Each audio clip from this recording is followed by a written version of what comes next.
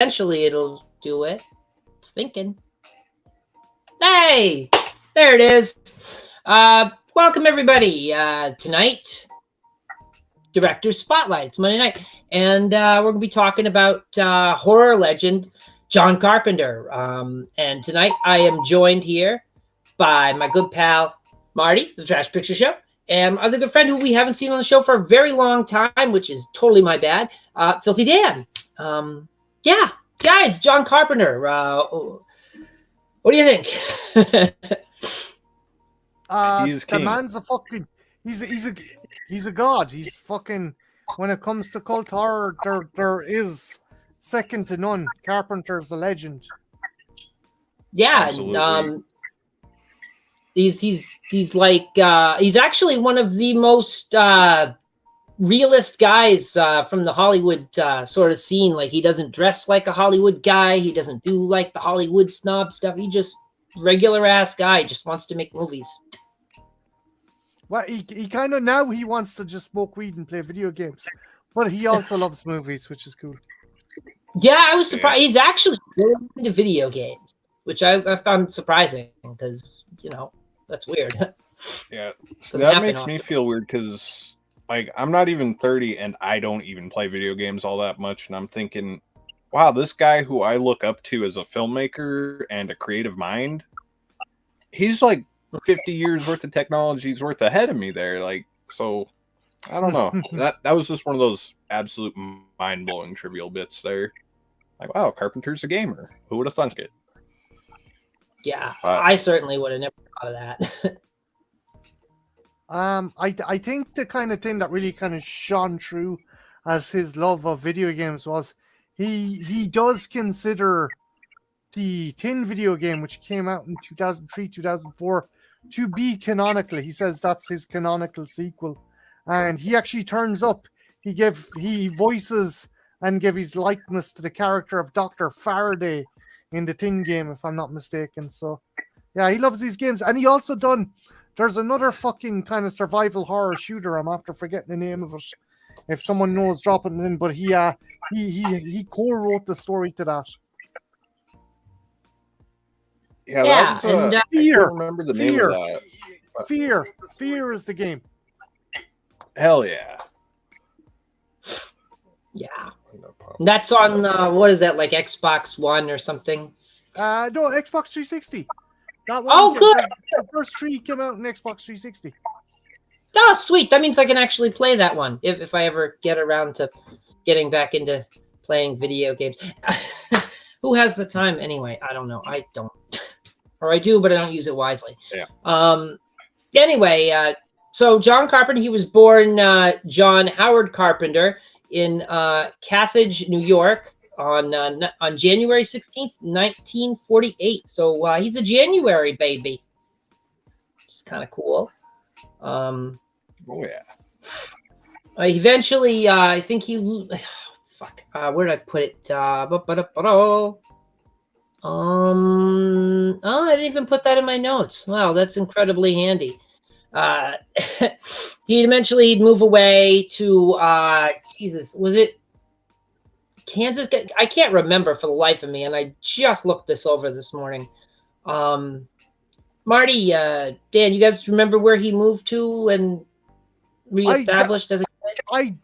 I do know he attended film school, and he kind of worked up the ranks.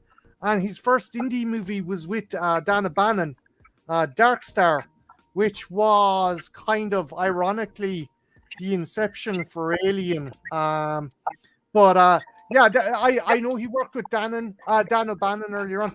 Dan, do you have any tidbits about his early kind of life that you want to discuss or talk about? I think, if I remember correctly, I think he spent his adolescence in Kentucky, which I think is pretty cool because he does not seem like a Kentucky kid. Yeah, he does not seem like a redneck kind of dude at all. I do know that when he was in college, I think he was in college. I was watching one of the Halloween things the other day because I'm always watching those. But he was talking about, for one of his college projects for like a psychology class, he actually had to go to it was like one of the maximum security psychiatric facilities, and there was an adolescent kid there who was like severely schizophrenic, and that would eventually inspire the Michael Myers character. Oh, so that's one little thing there. He said this kid had like the darkest eyes I'd ever seen. I don't think John Carpenter would ever use that in some poetic way later, but you know. Yeah, it's he sort of takes inspiration from what he knows, and you know what, Dan, you were spot on. It was Bowling Green, Kentucky. That's why I couldn't remember it, because it had such a weirdo name. Yeah, see, I didn't want to guess the name and get it wrong and have somebody out there correct me, like, you said it wrong, or just said like Rolling Green or something. So, like one little thing, you know, sometimes there's always that one person out there who'll be like, Oh yeah, you get the name in your head and you get it mixed up with another name. I swapped Kentucky for what the hell did I say? Kansas. It happens. Easy peasy to do, but that's okay. Yeah, you know, you do what you do. So he began making short films in 1962. Won an Academy Award for Best Live Action Short Subject in 1970, and that was for The Resurrection of Bronco Billy, which he made at USC, because that's where he went to film school. He actually dropped out of film school. I don't know if you guys probably know that, but I don't know if anybody out in the audience knows, but he dropped out of film school. Do you guys know why? I think it was he learned everything he needed. He dropped out because he needed right away. He dropped out. He dropped out because if he wanted to graduate, he had to take a French class and pass French, and he was no good at languages. So he's like, I don't want to do that, and he just dropped out. Oh shit! So yeah, he didn't want to do that language elective. I thought it was pretty interesting. Like that sounds like something I would do. I'm like, yeah, no, fuck that noise. I'm done. Oh yeah. So he actually while he was doing that, he formed a band in the middle of 1970s, like 1973, 74, something like that, and he called it the Coupe de Villes, and it included future director Tommy Lee Wallace and Nick Castle. So that was kind of neat. Yep. And a quick little trivia out there about the Coupe de Villes for those of y'all who might not know. Whenever in Halloween, I'm sorry to sound like a Halloween fanboy, I'm still getting that out of my system. But whenever Annie's picking up Lori to go trick-or-treating, before you see them smoking the J, listening to Don't Fear the Reaper, there's actually a song by the Coupe de Villes playing that. Ba-da-wa-da, ba-da-ba-ba, like that weird little surf rock song. That was the Coupe de Villes there.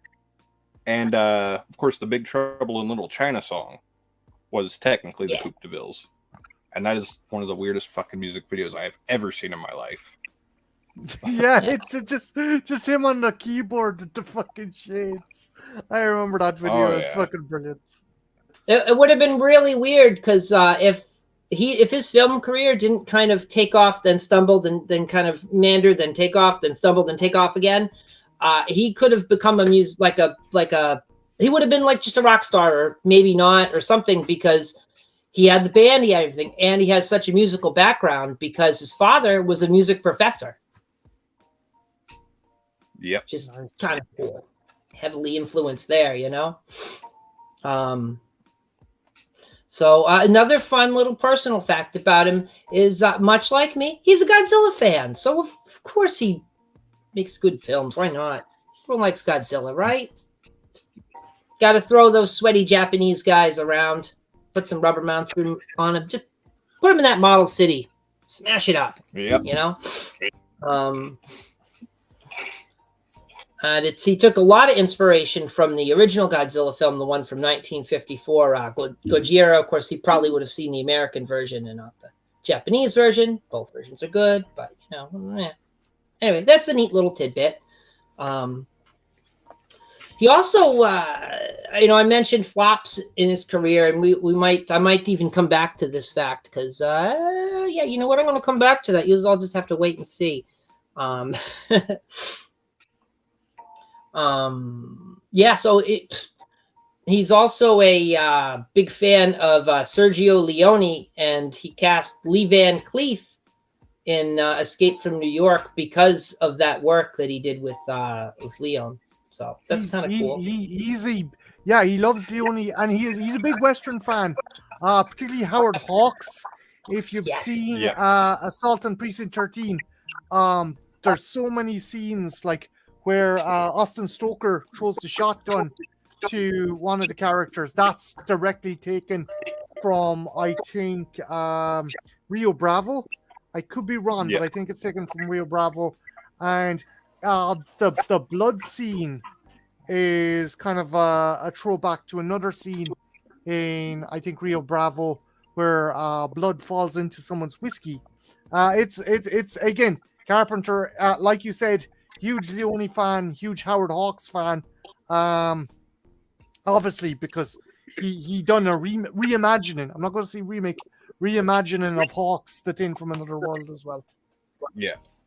And if you look at Assault on Precinct 13 and even Big Trouble in Little China, both of those are technically westerns, but in a more urbanized, modern setting. Like, because that's what he wanted those films to be.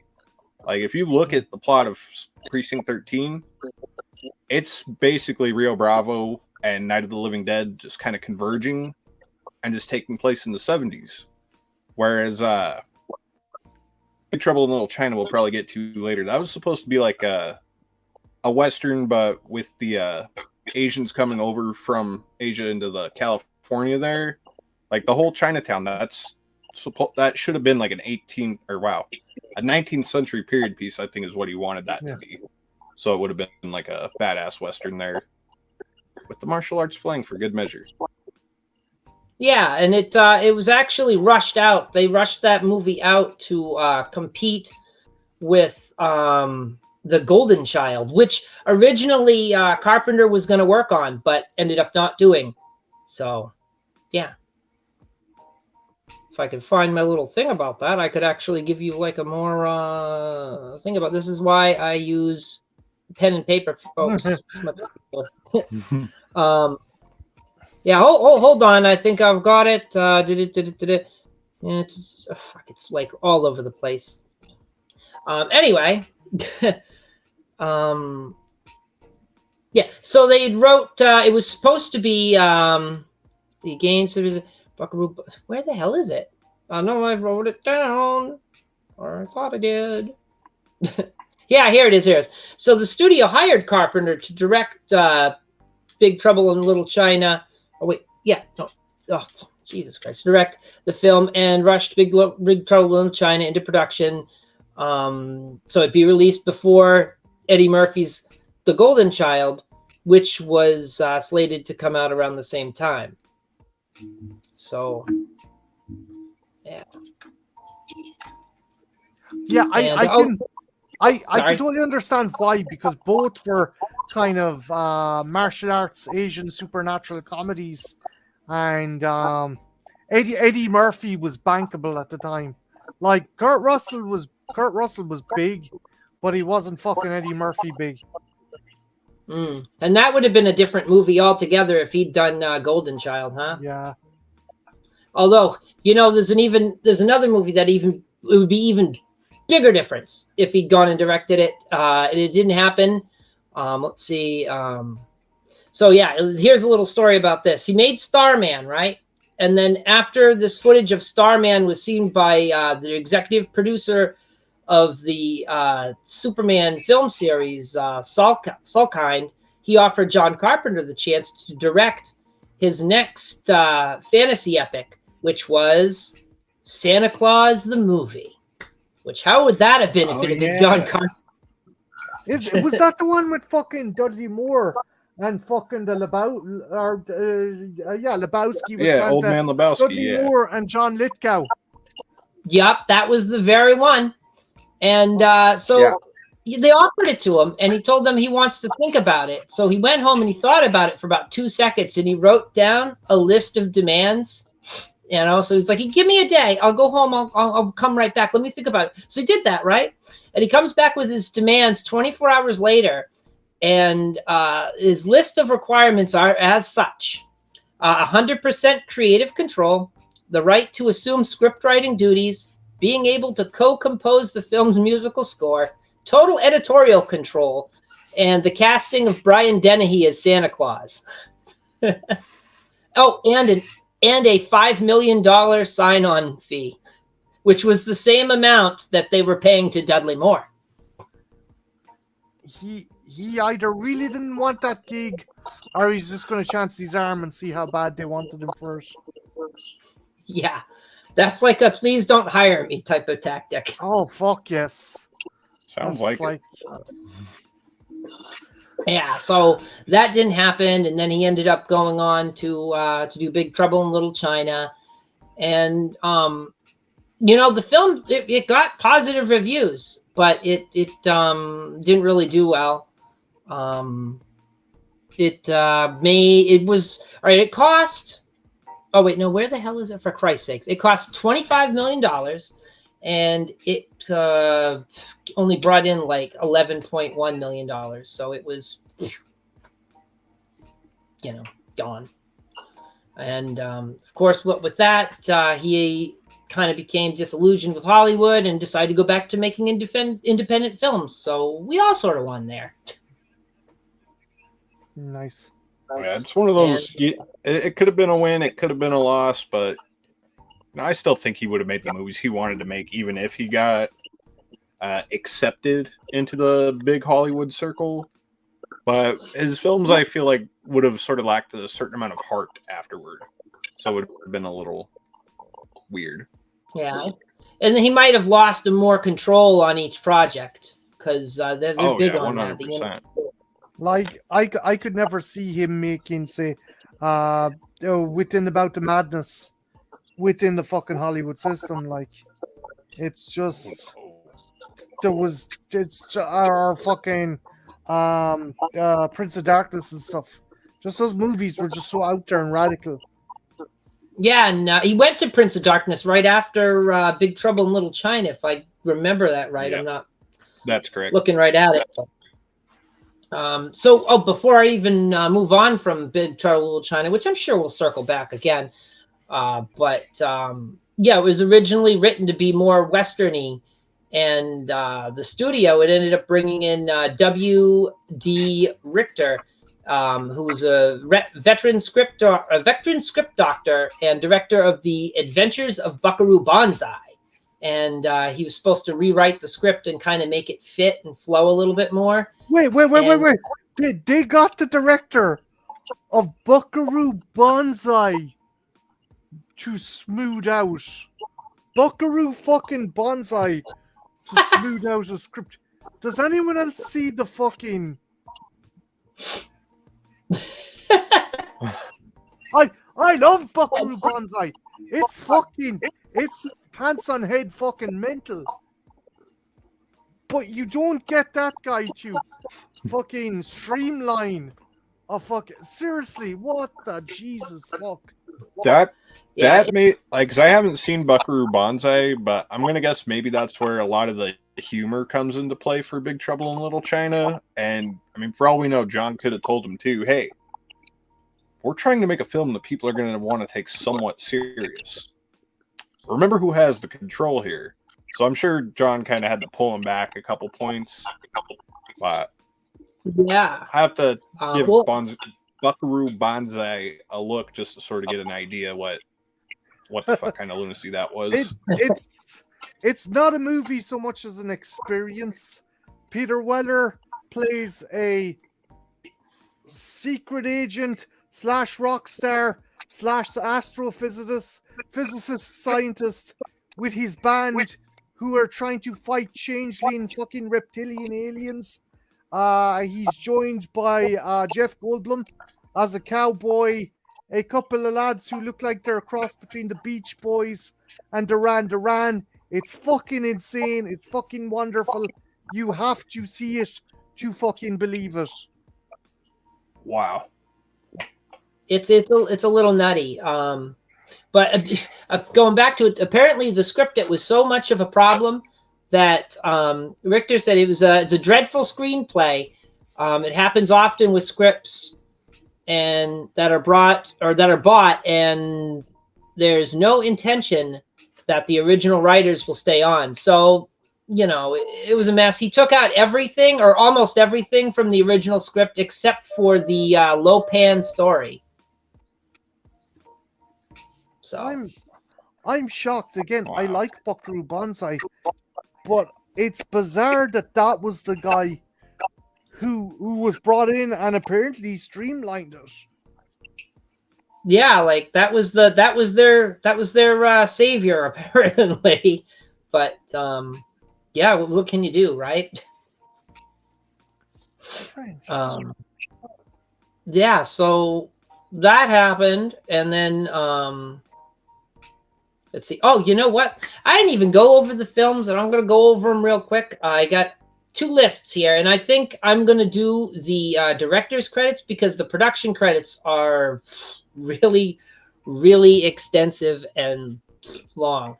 Unless you guys want me to read out the I would stick to the director's credits, Ethel, or we'll be here till fucking Christmas.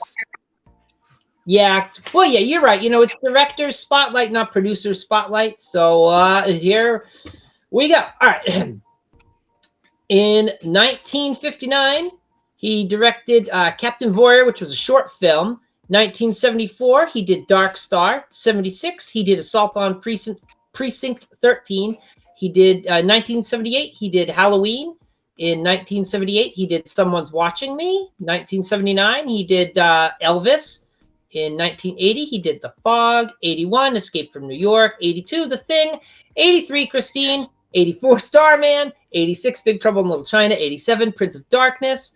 88, They Live. 92, Memoirs of an Invisible Man. Yeah, I couldn't say it, man. What's what happens when your finger is in the way. Well, my finger is in the way.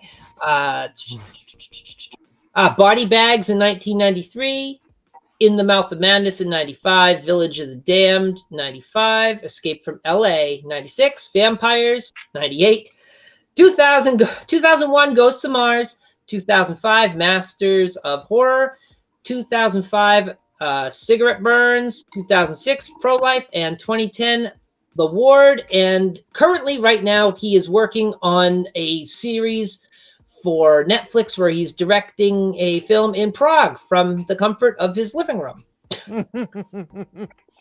Lucky bastard. Which he says that is the best way to direct. If he could direct every film that way, he would. So gotta love it. Yeah. So I mean, it's pretty good catalog. Very prolific, but not quite at Corman levels where you're doing 5 a year. But what do you want? So he did that, and then he went. See, we already talked about his most famous character. So he did an interview in 1982, and he's talking about the R rating on Halloween, and he said it's justifiable, but he thought The Fog should have been rated PG because I guess he wasn't a fan of the rating. I thought the fucking Fog was more gruesome than Halloween. That's my own opinion. Maybe I'm wrong, but I just always thought The Fog was a lot more grisly than Halloween. Like, yeah. See, I think I think because you get to see a little bit of nipple in Halloween, that's probably where it secured that R rating. It's like, I think even though this is 1970s PG, that's not gonna fly here. Yeah, that's just what I think on that. Yeah, well, should have had Adrienne Barbeau be topless. That would have fixed it. And it would have been good. I don't. Viewers would have loved to see that. Of course. Who's gonna balk at a set of boobs? Nobody. So going back to that, he did that, and he did Wow, I'll tell you, a show runs on its prep. I'll tell you that much for free. So, oh, there's my note about the Golden Child. So the reason he didn't direct that back in '86 was he turned it down. He didn't want to do it. So maybe he did the same kind of creative Santa Claus list for that as he did for that, but I don't know. So what was do? God, you'd think everything would be easier typed up.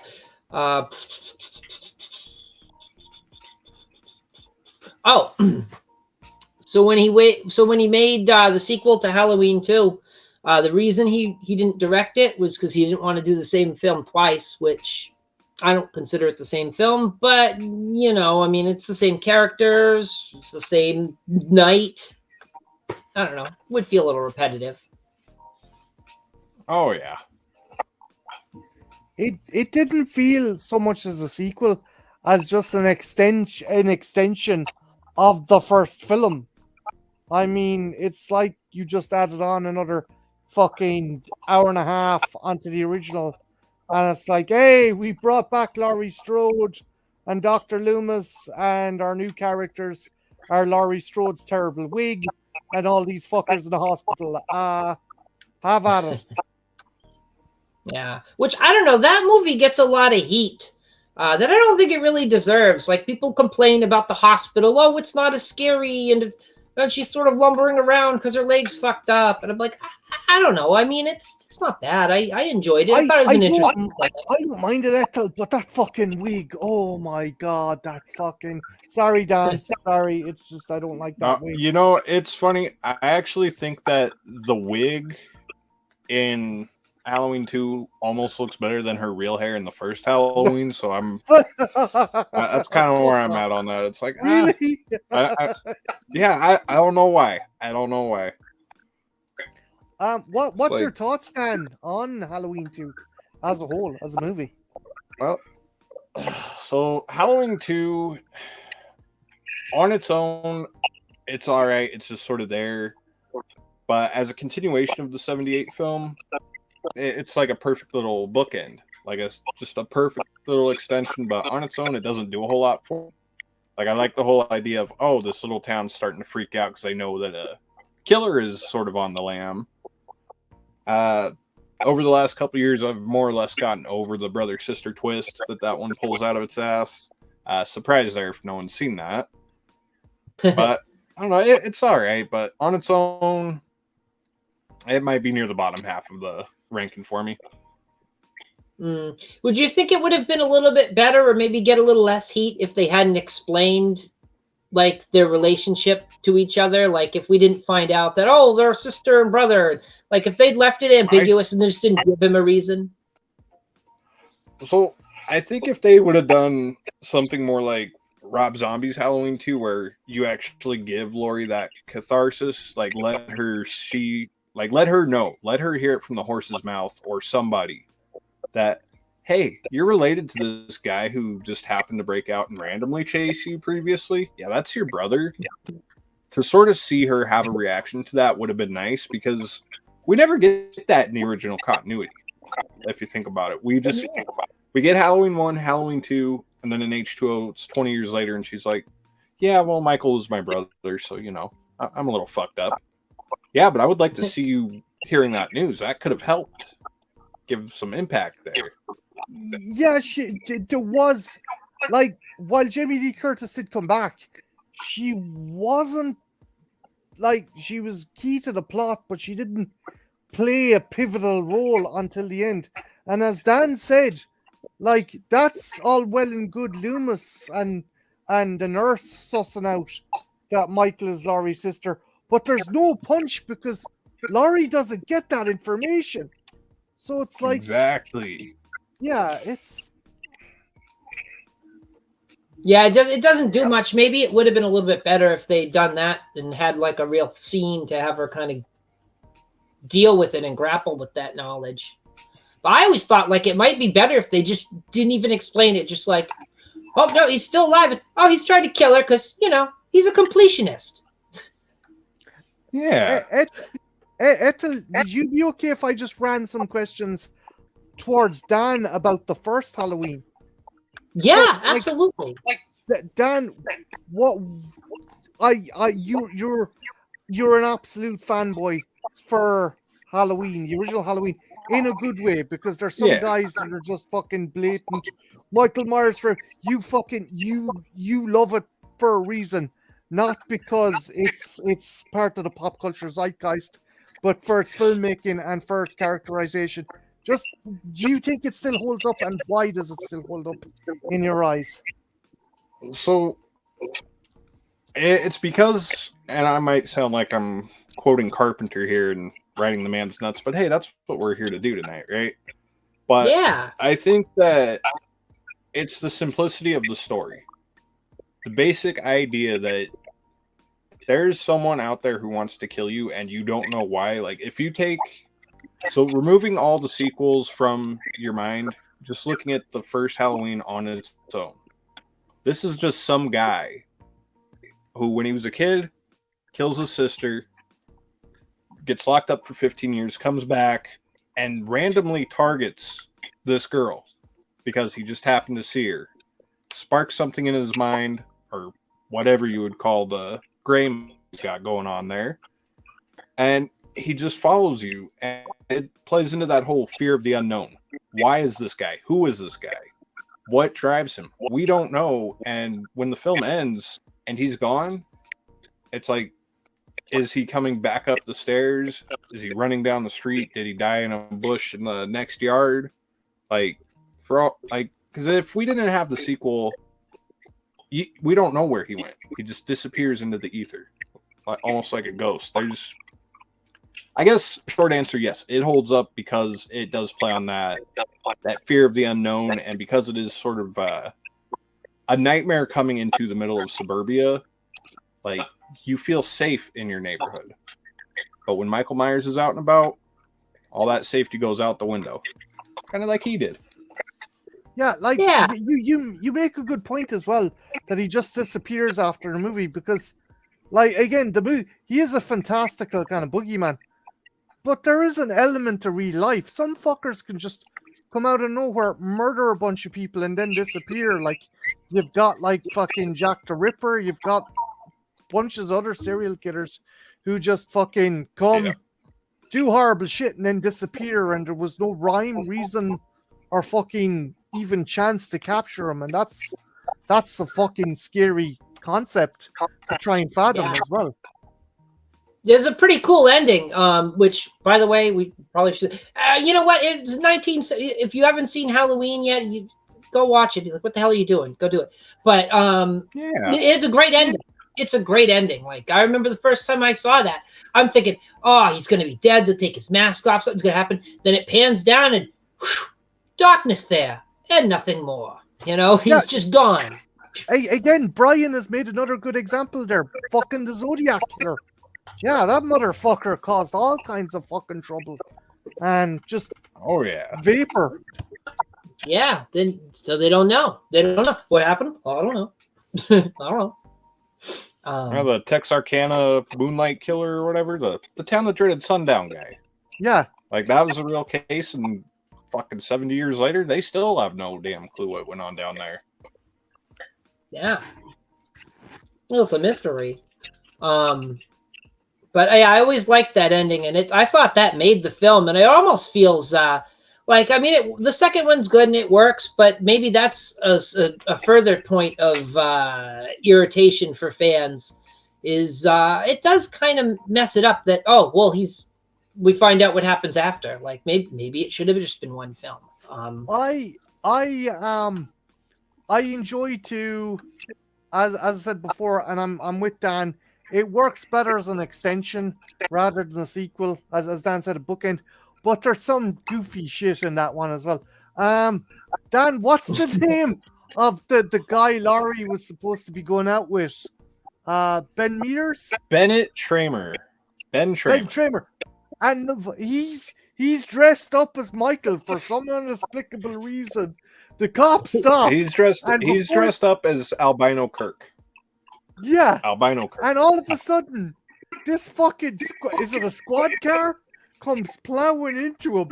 Bad enough it pins him to a van. Then the whole thing blows the fuck up, and you're like, what the fuck is happening here? It just comes out of nowhere. Well, there was nitroglycerin in that. Here. Oh, fucking A. Like, fucking somebody handed him the wrong bag of candy that night or something.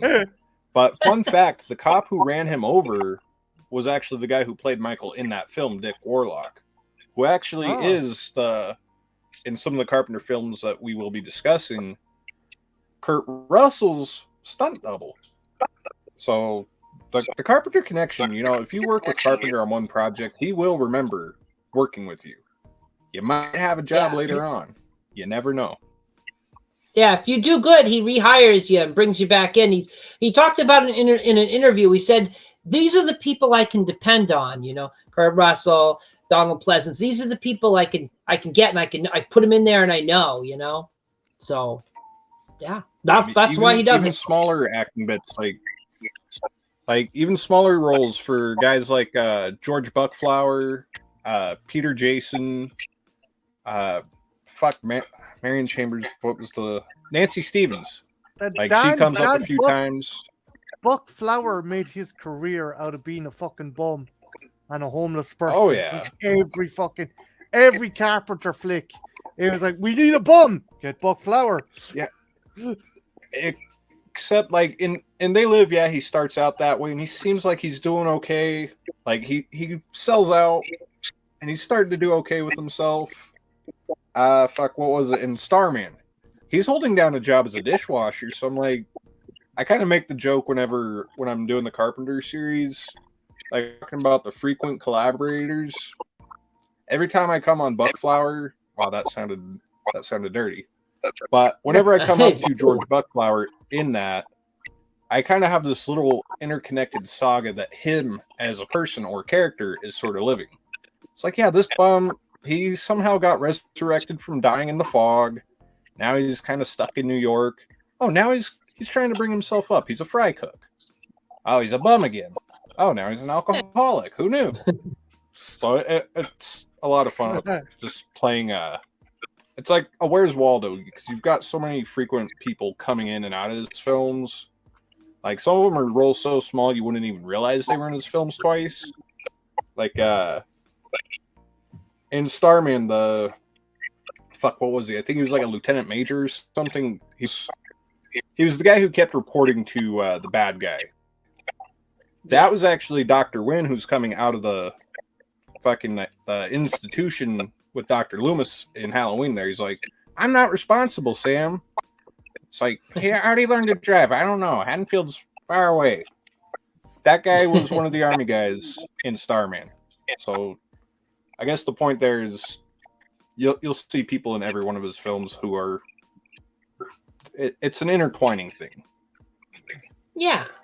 And it's a good thing to do, I think, as a director, keep reliable people on, bring them back. A lot of directors do that.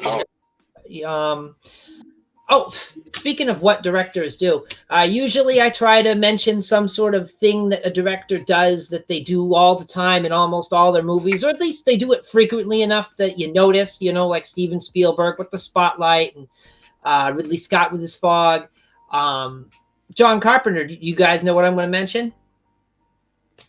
It's not super noticeable. John might. He likes to begin shots focusing on the back of a character as they're walking away from the camera. So like in They Live, he does that. In Prince of Darkness, Christine, just to name a few. But yeah, he likes to do that, which I thought that's kind of an interesting director fetish. I need to see him walking away. Production. that I didn't notice, but one thing I did pick up was and this really plays in with the cinematographer too, whether it's Dean Cundy or Gary Kidd. He likes to open with the films very wide, very open. You feel comfortable, but you feel on edge. But as the film progresses and gets closer and closer to the climax, the shots start to feel tighter and tighter. Like, example, Halloween. That movie opens up, you get to the end, hey, we're hiding in a damn closet. You look at The Thing, for example. I think that one does pretty good at showing you a wide open world, and it slowly starts feeling tighter and tighter. It's not just with the mood, but it's also being played through the camera.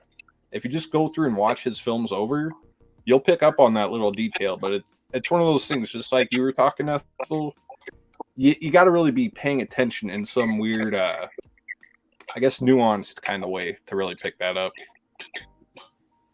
Yeah, it's something you see after you've seen a movie like a bunch of times, and then you see a bunch of someone else's work, and like you just notice it's like, oh yeah, he directed that too. Jeez, I'm seeing a pattern here. Oh yeah. But I thought it was kind of an interesting little thing, and it does add a stylistic thing, I guess. I mean, walking away from the camera, starting on a really wide shot, and progressively making it smaller. Yeah, I can dig it. Oh yeah. I mean, it works. Look at him. He's freaking directing from his living room. It's definitely working.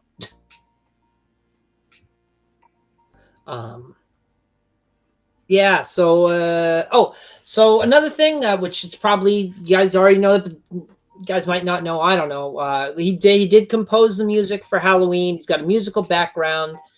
He's either composed or co-composed most of the films he's done.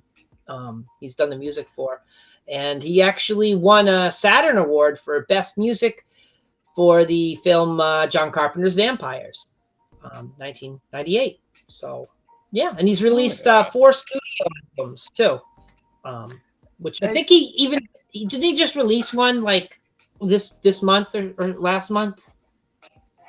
So I know there was a single recently. I'm gonna pull up my Spotify real quick just to see. I'm gonna cheat here. But I know the most recent single was a remaster or remix of Cherry to Pumpkins, the Halloween 3 song, and that was a banger. So yeah, Anthology 2 movie themes. So yeah, the new record is going to be basically a compilation of different cues from films that he has scored over the years. And it looks like we got a great deal of some Precinct 13 stuff, Escape from New York. A lot of The Thing is going to be on here, so it's definitely going to be a good one. So go check that out, guys. Yeah. And, actually, no, sorry, Ethel. I'm just going to ask. Ethel, favorite Carpenter soundtrack from what movie? Oh, easily Halloween. I know it seems kind of, but I don't know. It was the first film I saw of his, and for a while it was my favorite. Now I sort of consider They Live my favorite, but Halloween. I really like the soundtrack for that. It's very tense. Like if you just listen to it with nothing else going on, it feels very tense, which is important. Dan, The Fog Probably for The you, Fog. yeah? Oh yeah. Yeah, The Fog's good too. If you guys are interested in his discography, he's done. So he did the new one that he just came. Is it available yet, or is it almost available, Dan? Did it say that in Spotify? It came out October 6th was when it was released. All right, so get out there and buy it. First off, second off, so the album he did before that was Alive After Death, which was released 2021.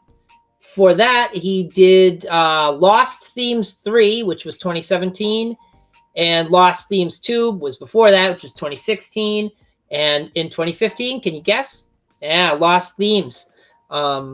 So, yeah, there's like 5 albums right there. You could just veg out and listen to your favorite themes and remixes and Lost Themes. Sorry. Carpenter stuff is always fantastic. If I had to pick something he done himself, strange enough, Assault on Precinct 13, again, like you were saying with Halloween, that soundtrack, it's like you're strangling someone with a cord. and it's just getting tighter and tighter and tighter. Dude, it's just a fucking build up and the crescendo of the main theme. It's just like literally choking the life out of someone. But if I had to, and I'm being a total fucking, simp, kind of basic bitch, I'm gonna go with Sergio Leone's not Sergio Leone, Ennio Morricone. Ennio Morricone. Sorry, that Ennio Morricone's work on The Thing. Again, Carpenter was a Leone fan, so that's probably what influenced him to get Morricone to do The Thing. And again, just tense kind of fucking music. Yeah. And it's good too. Like he's good. And he's been asked before in interviews. I can't remember which interview or who he was talking to, but he's done a bunch, guys. And he was asked in one of them, like, why he does that. Well, why you always gotta why you gotta compose the music for your films? And he says, because I'm cheap. That's what he says. I can do it or just do it. Which that's a great answer, It's the most honest one too. It's like, yeah, because it doesn't cost as much. I could do it for basically free. I adore The Thing. It is my favorite Carpenter movie, next to Assault on Precinct 13. The Thing is fantastic because we kind of get a glimpse of the ending at the start with McCready playing chess on the computer, and I love the fact The Thing. Okay, this is going to be me going headcanon, but I'll do my best. Okay, the Thing would have wiped humanity out. It probably still does. Again, the ending is ambiguous, although I'm going by the Dark Horse comic and the fucking video game. But The Thing is like, okay, it's going to kind of take over everyone, and it's going to survive and work on human beings need to survive in order to fucking kind of trick and overcome the human race. Unfortunately, and again, this is headcanon, it picked a camp where there's an obvious Vietnam helicopter pilot who's suffering from PTSD there and has no fucking qualms about fucking killing himself and others. Again, McCready pours the whiskey into the computer because he can't win the chess game. It just shows McCready does not care about his own safety so long as he wins at the end of the day. And we get that in a microscopic glimpse of how when he fucks up his own computer just to win the chess game. And we get that at the end as well. And I just love the fact that, like, all the other guys are freaking out. Now, Mac does want to survive, but it's more he wants to survive to take The Thing out. He doesn't want to lose. That's Mac. Again, I get the idea that Mac is one of these dudes who went to Vietnam thinking, yeah, we're in the right. We're going to win this. And they didn't win. And he came back and he was a broken fucking dude. And he's like, I'm not going to be in a no-win situation again. Even if I have to burn this fucking place to the ground, I'm going to win this. And I just love that. Sorry, I just have to go on a tirade. I love the fucking Thing. Nah, it's good. And it leads me to another little thing, which I think it's commonly known, but I'm going to throw it out there because that's what you do. Mention that Vietnam helicopter. You know who can fly a helicopter? John Carpenter. He's got a commercial pilot's license for flying helicopters, specifically the rotorcraft helicopters. I don't know any other kind, but okay.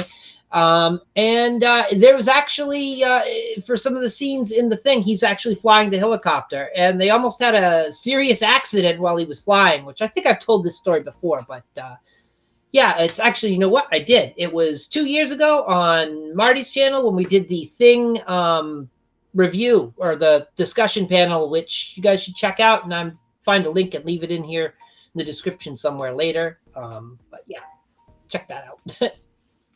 Yeah, the Thing is an awesome movie. Also, it's a shame fucking John Landis didn't have John Carpenter flying a fucking helicopter. We could have saved a lot of people and a lot of fucking lives, but yeah, sorry. Yeah, I would have. I feel bad. I feel bad chuckling at that, but yeah, no, you're not wrong at all there. Ethel, what's your thoughts on the thing? Oh, I like it. I actually like it better than the original. But that's just because it's crazy as all get out. I mean, you get the severed head with the legs. It's nuts, you know. But I like it. Dan, what's your thoughts on the thing? Is it up there with Halloween for you? So it's up there. It's up there, but because I'm still in the midst of the Carpenter review series, I'm not going to give the thoughts on where I would put it in relation to any of the other films. But just know it is highly up there. And to put it short, I feel like anybody who doesn't like The Thing, I don't trust you if you don't like The Thing. You are, for all I know, an assimilation. You have been compromised. You might be The Thing if you don't like this film, because it's letting us know how to get you. At any moment, their chest could open and chop your hands off. You gotta watch out. Ethel, I'm sorry, I'm probably hijacking your stream, but I want to ask you one more thing, right? Okay, one more thing about the thing. Who do you guys personally think is the thing at the end? And do you subscribe to the gasoline in the whiskey bottle theory, the eyes glazed theory, the dog slobber on the fucking Max Gloves theory, or like who do you think is the thing at the end, or is it too hard to determine?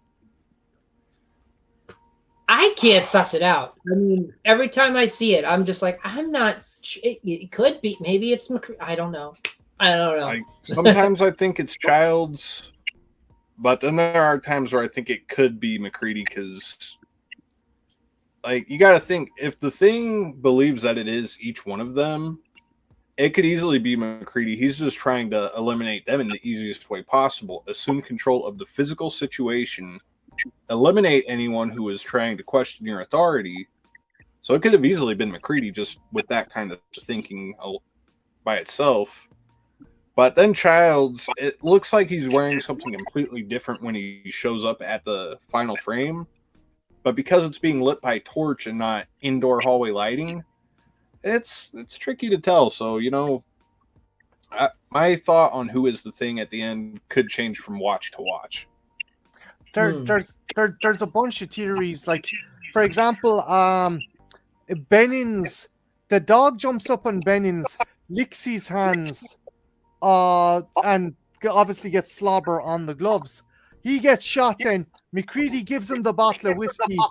He's drinking the whiskey. His thumb is on the top of the bottle. Maybe that's what infected McCready. Maybe that's what infected him. Maybe it's Childs, because McCready gives Childs the bottle of whiskey, or what we think is a bottle of whiskey. But the last scene we saw, fucking McCready was using whiskey bottles as Molotov cocktails. So maybe the Thing's like, yeah, I better pretend I'm human, slugging it down, and McCready's like, that fucking idiot's drinking diesel. Like that's the kind of the cool theories. I still love the ambiguity of it. Oh yeah. I'm not going to, because Carpenter has said certain extended media is canon, so I'm not going to say who I think is the Thing based on that. But yeah, it's fucking cool. I love the ending to that movie. Yeah, and he was actually Oh, sorry. Oh no, I was just kind of agreeing with the whole general idea there. Yeah, like he was asked in another interview, he was asked about the endings of a lot of his films and why, like, they seem to be kind of bleak and there's no hope. And he's like, oh, it's not that mankind loses and dies off. I'm hopeful for him. That's what he says. It's just, you know. So, I don't know. It's kind of a non-committal answer, but it's cool. He's hopeful for mankind, I guess. Hopeful enough. Even though one of us... Like I know, I watched it recently, but I wasn't paying a lot of attention because I had it on as background noise. But there's this documentary that he took part in. It was called Nightmares in Red, White, and Blue. Just basically a documentary about American horror films. And there's a point where he mentions one of the lines from Dark Star and how he kind of feels that way about humanity. What's the line? I think humans are at your best when society is at its worst, or when things are at their worst. Like, the best in us comes out when the worst of the world is starting to go on, or something to that effect. And he wants to believe that. So you're bang on with that. Like, he is hopeful, but cynical at the same time. You know, I guess we could combine that and just call it realistic. Exactly. I don't. It's cool though. His outlook on things kind of. Well, obviously, it's going to affect the whole way each film he makes it goes, and ultimately, I think that's positive. You know, I think it's helped. He's a pragmatic optimist. And Brian over here, he mentions that John Carpenter hates authority figures, and so does Kurt Russell. Well, of course, they're best friends, so they're gonna have kind of similar ideals. But yeah, no, they're real good friends. I will say too, like, one thing I think is really cool about their friendship, like, especially in today's sort of climate or whatever, socio-political climate, those two are on opposite ends of the two-party American system or whatever, and they're still best of friends. And they both know, hey, John Carpenter, he's way to the left, Kurt Russell's heavy to the right, but they still get along. They don't want to kick the shit out of each other. So you just look at their friendships, guys. Like, just learn something from it. That's to society as a whole there. Yeah. And look what happens. They're friends. They get together. Great movies happen. We talk about them now. You know, keep talking about them tomorrow, every day. Good films. Friendship. Stop being petty about politics. I hate to bring that up, but one of the films we're going to talk about will have an inkling of that. So, and maybe we should segue right into it. We're going to talk about They Live. Yeah, I'd say so. Yeah, one of you bring it up. I've been hogging a lot of talk. Dan, I'll let you take it, dude. So, fuck. So They Live. This is an interesting one. This is one of those ones. Fuck, I'm trying to think a way to go into it without being too heavy-handed. It's basically it's a message to wake up from the bullshit. In a lot of ways, it's the Matrix before the Matrix. Based off of a short story from the 50s, I believe, like 53, called 8 o'clock in the morning. And Carpenter expanded on it, and I think this was one of the ones where he used a pen name to write the script. But basically, Roddy Piper is a drifter, and we can call him Roddy Piper because his character technically has not a name. See what I did Nada. There? But no, it's about Nada. He's just a guy who believes in the American dream. You work hard enough, you'll get what you want, you'll get where you want to go. But you have to struggle, grind, and hurt. Blood, sweat, and tears. That's kind of the guy he is. One thing leads to another. He finds out that is not, in fact, the case. If you sell out to those who run the show, you can get taken care of. That's just an easy way to go into it. He finds out that things are not as they seem through a beautiful piece of headgear. Yeah, and the it's biggest pair of fucking sunshades I have ever fucking seen. They're highly advanced. Yeah, highly advanced glasses. We're not talking Ray-Bans here. But yeah, and oh no, go ahead. Well, the whole idea, and I apologize if this is what you were gonna jump into, is we find out that the movie really is just saying, hey, don't buy into what all these damn big heads, the talking heads and all them shit, don't buy into what they're telling you. Don't buy this and that. don't just mindlessly consume this and that. Like, the movie's just kind of telling you, really think for yourself a little bit. And I don't know, it's definitely a lash against corporate America in the 80s. And I don't feel like I'm well schooled enough to go into all the economic who's it's what's it's on that. Just Dan, you're dead right though. It's Reaganomics. It's a fucking middle finger to Reaganomics right there and fucking then, man. Yeah, it's yep, that's it's funny. Oh shit! Well, he did that as very much against the capitalism of the '80s and Reaganomics and stuff, and you'd think like, okay, you're going to take this big heavy-handed now you kind of would look at it, you might say heavy-handed, but you watch the movie, it's different. But anyway, you take this big subject and you're going to just put it in your film, and you think, well, this is going to date the movie horribly because, geez, in like 4 years or 8 years or however long, you know, because we get a new president every 4 years, this topic is going to be old news. Film's actually gotten more and more relevant every year. Which is terrifying. Which is absolutely fucking terrifying when you think about it. Oh, it's scary as hell. And damn, like, I've never seen a film so on point about like the manipulation of the public. And if you didn't know it was against Reaganomics and capitalism, you could read anything into that, which is just perfect. And I think that's why it's gotten more and more relevant every year. It's been around. I love he managed to make a movie with social relevance, but that also has a scene with Rowdy Piper going into a bank declaring, I have come here to chew bubblegum and kick ass, and I'm all out of bubblegum. And you're like, okay, I guess we're doing this. Which like, is was great. It, like a 5.5 minute, like a 5.5 minute, like realistic, like uber realistic fist fight between Roddy Piper and Keith David. That I don't know if I love that scene or if I hate that scene or if I'm somewhere in between on it. But that's like the most beautiful. What the fuck is this movie trying to do for this whole 6-minute run here? It also gave me my favorite episode of South Park as well, between Timmy and Jimmy. I love that fucking fight. It's so yeah, that historic fight, because I consider it historic. I can't think off the top of my head any other film that has an 11-minute fist fight in a back alley.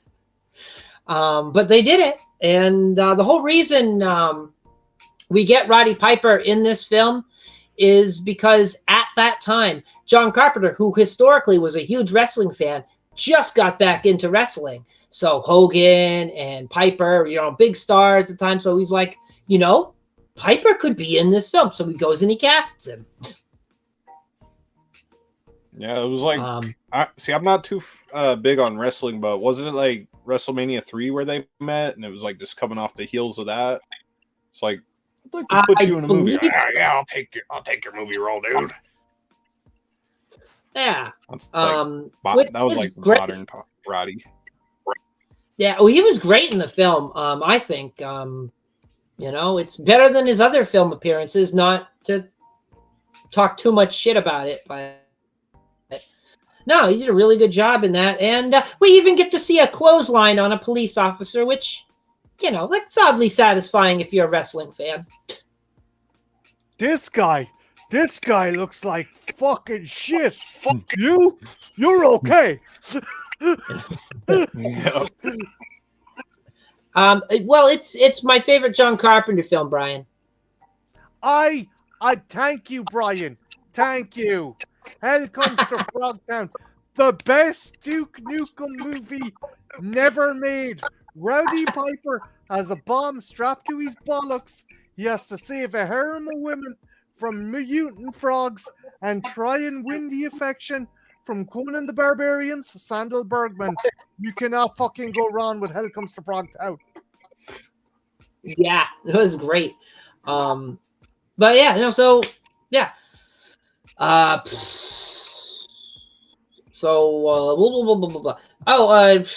what was I gonna say? Yeah. So he's Did They Live? They Live is great. You guys have anything notable to say about it before we move on to the next one? Because, yeah. I remember seeing They Live and wondering, fair play to Carpenter for hiring a blind woman to star as a romantic lead, and then realizing, shit, that's Meg Foster. Her eyes are meant to look like that. But yeah, It's an interesting choice. But yeah, no, it's been a great film. It really sticks with you if you watch it. Oh yeah, you like it. I don't know. I mean, I don't know anyone that's seen it and said, "Oh, I hate that film." You know. Yeah, I will say, anytime I'm showing somebody They Live for the first time, because I'm that friend. If I have someone over, we're gonna pass time by having a movie on and hanging out, and there will be a point where it's like, no, this hangout has turned into a movie night. You sit there and shut your fucking mouth. Be quiet. But if They Live happens to be the movie that I'm putting on, or if somebody comes over and I'm watching it, I tell them, hey, sit down, watch this. This is a documentary about shit that's has been going on, still going on, and will probably continue to go on for the foreseeable future. This is a movie that is based on true accounts, but it's just so fucking entertaining too. That's essentially my pitch for They Live. And don't shoot up any banks. You know, that's the preference you got to get. Don't shoot up any. It's a document. Don't shoot up any banks though. Just don't do that. Yeah, it's like but this isn't the recommended route for change. That's the moral of the story here. Other routes can be you taken. saw what happened to him. It didn't end. Spoilers. It didn't end well for our heroes. But it's a Carpenter, so it does have that sort of kind of fuck you, viewers, fuck your happiness. That's how Carpenter likes to end his movies. It's like there's hope, but fuck you. He's like playing it on the same token there. Yeah, and it's meaningful, but you never hear anybody really talk about it, which is kind of a shame. I mean, outside of like cult films, you don't really hear anybody ever talk about it. And it's like, why is it not a bigger film for people? I don't know. So I guess it's what you take away from it. They don't want it to be a big film. Now, where it has a message, and it's worth noting, it did well in the box office, and it was, out there in the public forum for like a good while it was out in theaters, months and months, and then all of a sudden it left theaters. You never saw it again until like home video. It's weird. Like it's just been, that's the only time you ever see it, home video. Maybe TV if you're lucky and they're playing it on TV, but yeah, nobody talked about it. They just kind of, it's almost like somebody killed it. I don't know. But where that film, it had a sort of deliberate message. The other really popular John Carpenter film, Halloween, it always gets suggested that it has a message and it's some sort of allegory for the virtues of sexual purity and dangers of casual sex. And Carpenter's been asked about this several times, and he said that he's not trying to make a moral statement. He thought that it was where was he write that? He just wanted to see characters as normal teenagers, and he just wanted to make a movie with I think he said cheap tricks. What did he say? He said it's true crass exploitation, and he decided to make a film. He would love to have a kid in it full of cheap tricks, like a haunted house at a fair where you walk down the corridor and things jump out at you. So that's what he wanted to make when he made Halloween. He was trying to make a statement. He wasn't doing a They Live with a message. Yeah, I know. I feel like that specific message, the sex equals death message, I feel like I'm not trying to say that it's a bad thing to see that in there, but I think Deborah Hill was the one out of the two who was really kind of saying, yeah, this movie kind of has that going on with it. Now, I could be incorrect with that, but if memory serves, it was more so her observation with that one. But I think it really is just like, I don't know, and I could be overthinking it. It's, don't get too comfortable with suburbia, because this isn't really how we're meant to live, so you never know. Horror would come at us in the wild when we were living in trees and fucking caves, but it can still come at you in your cozy, warm home and your governmental neighborhood. Did I just link they live to Halloween? Perhaps. I think you did. Again, Dan, going on what you just said, he always gives the analogy of the two guys at the campfire, and there's the two dangers to face. There's the danger out in the darkness, and there's the danger among us. And again, as you said, fucking, you might be around the campfire, but something can come out of the fucking darkness and get you at any time. So be ready. Yeah, and that's actually his philosophy, almost to a T. In fact, he was in a documentary series, Masters of Horror, and they talked to him, and that's what he said. He said, the concept of horror, there's only two stories you can tell. And he tells you, like, imagine you're sitting around a campfire, and the medicine man comes up, and he's like, I'll tell you where the evil is. The evil is out there. It's that other camp. It's out there. You don't see it, but it's out there. It's like, he's like, okay, that's one story. Here's the other story. You're sitting around the campfire, and the medicine man stands up and he says, I'll tell you where the evil is. It's right in here. The evil's inside all of us. It's from inside. It's from in the tribe. That's how he phrased it. Right. But yeah, it was cool. Yeah, you could honestly find him saying that. Like, I want a supercut of him saying that, because he says it quite a few times over different documentaries, various interviews. He definitely says it in American Nightmare. There's a documentary called An American Nightmare. He says it in that. And I thought that was a cool fucking quote. Yeah, I think that was the one I was talking about, the Nightmares in Red, White, and Blue, the American Nightmare, or something like that. That's definitely one, because I've seen like 4 different times where he's used that same allegory, and it's like, this never gets old, no matter how many times I hear it, because you watch all of his films, they all sort of are on either side of that coin, even if it is something that's more of a drama piece, like fucking Starman here. Like, it kind of plays on that. It's like, yeah, in that one, the evil or misdirected faith is, it's us. It's our own people. It may be the people in charge of running Earth from like I don't know, that maybe Starman was a little hard to pull off there, because it's hurting my head to try and think that way with it. Completely different kind of film. Yeah. But I think that's a solid analogy. It always made sense to me. And, you can apply it to just about any horror film. When you go into watching, it's like, what story is it? Is it out there or in here? Like The Thing, that's an evil's in here story, The Fog, that's an evil's out there story. Yeah, the Thing almost feels like it's, and forgive the weirdness here, but it's almost like the two are bonding together. Like, you have out there, the problem and the evil out there comes to you, and it becomes a problem within, even if you don't realize that it's your problem within, until they put the shock paddles on your chest. But yeah, I think the Thing definitely forms the two. Yeah. And, it was just good. It's good. It's a good concept, and it's a great way to bring that philosophy together in one film. Oh yeah. Which was pretty cool. And so that film, The Thing, is based on another hold on. A Thing from Another World by Howard Hawks from, I think, 56. I could be wrong. Here it is. It's 51. It's 51. That's what sorry.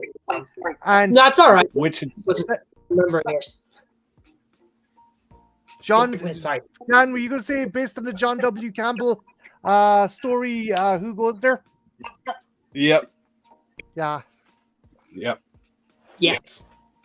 Somebody's got to beat me to some of this shit, though. Ironically, Carpenter, while it is a very small, minimal short story, Carpenter uses more of the elements from the short story than the Howard Hawks one. Certain character names, certain descriptions of the creature, they're actually and again, in Who Goes There, the creature is a shapeshifter, where in the Howard Hawks movie, it's more of a kind of bestial Frankenstein creature that's just stomping around the base. So Carpenter obviously the had plant-based more variety. Yeah.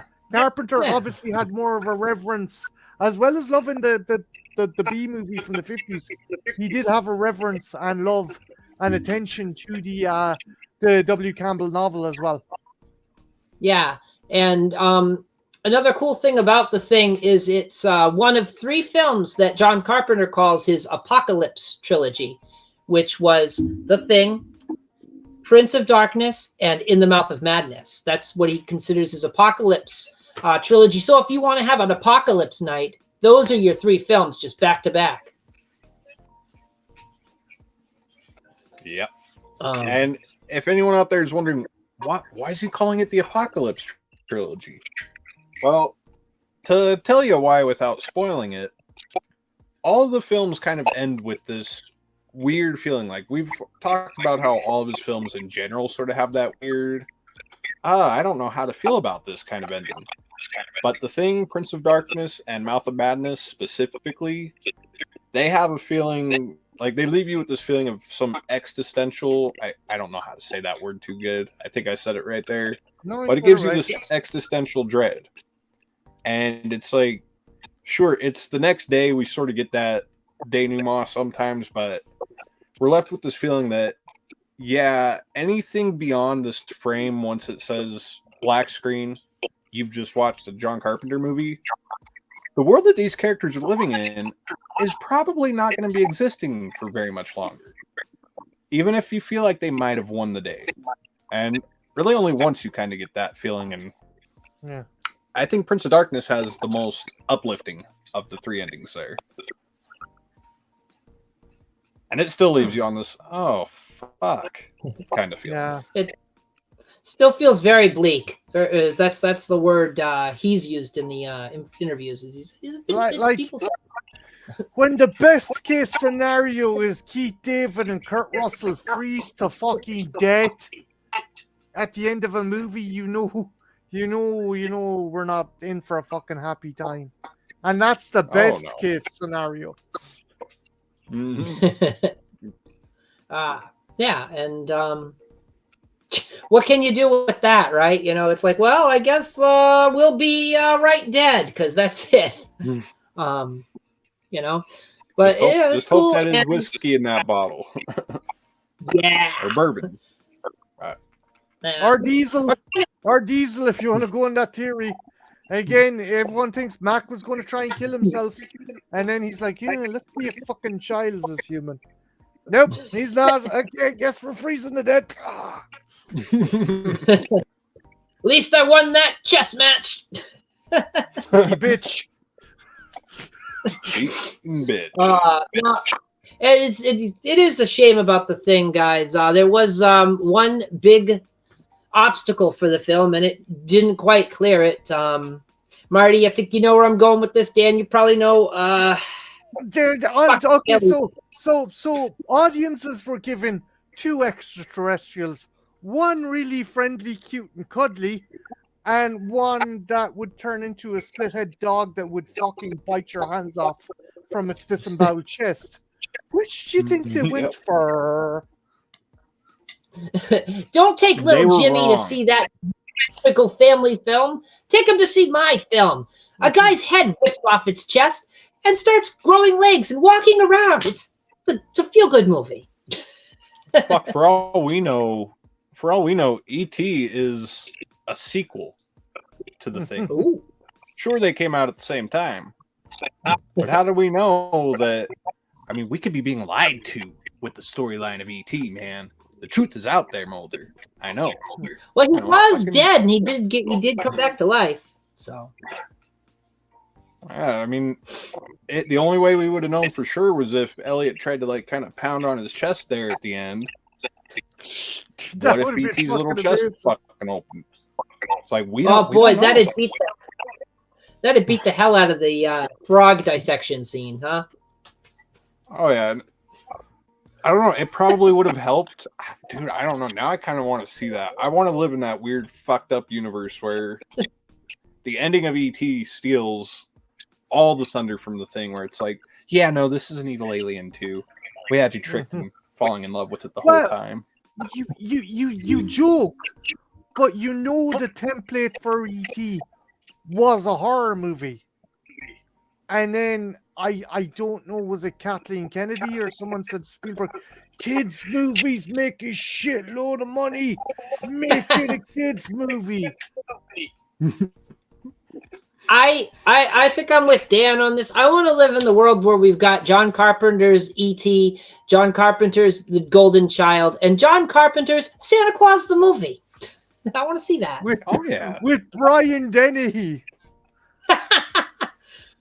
Like, damn it, Frosty, you fucked my wife, didn't you, Frosty? You fucked my wife. I'm sorry, Santa. Yeah, it's that'd be great, huh? Yeah. It was originally supposed to be a horror movie. The Lurker, the Creeper, I don't know, there's a particular fucking title that Spielberg had, and it was basically this malvoyant alien that fucking stalks suburbia. Honest to God, once Scott released Alien in 79, so many directors got a hard on for fucking sci-fi horror. Carpenter, case in point, but Carpenter said in interviews, he loves Alien, but his issue with that movie was it's a guy in a suit. Rob Bottin, I don't want a guy in a suit. And that was that. Yeah. And fun fact about the not guy in a suit, that friggin' head. That was radio. It was a radio controlled. It's like on a little car, like a little radio controlled car, and you drive it around. And the other fun thing about that is I forget who asked him. I think it was.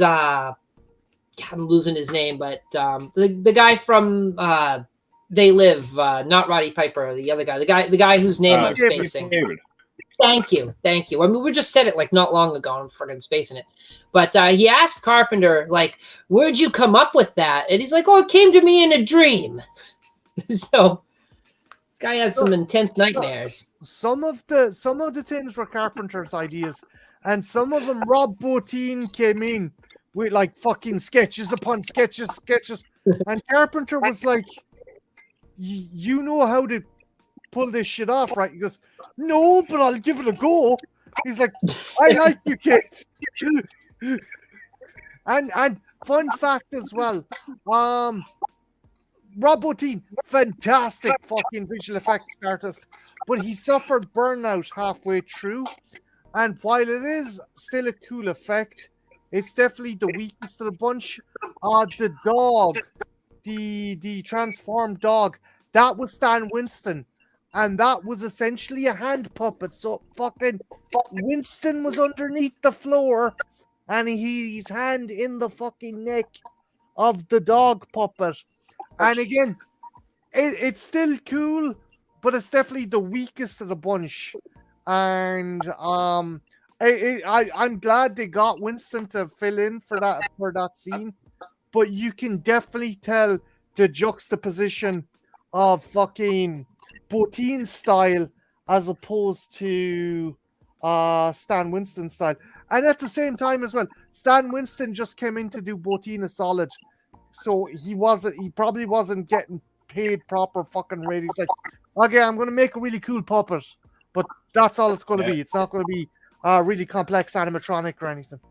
If he'd known that the film that he was doing would be considered one day perhaps the greatest horror film ever made, he might have probably put a little more effort into it. Like, let's take this a little bit seriously here. Dan, I'm not punching down, but you're with me as well in thinking that the dog, while it's still cool, it is the weaker of the visual effects, right?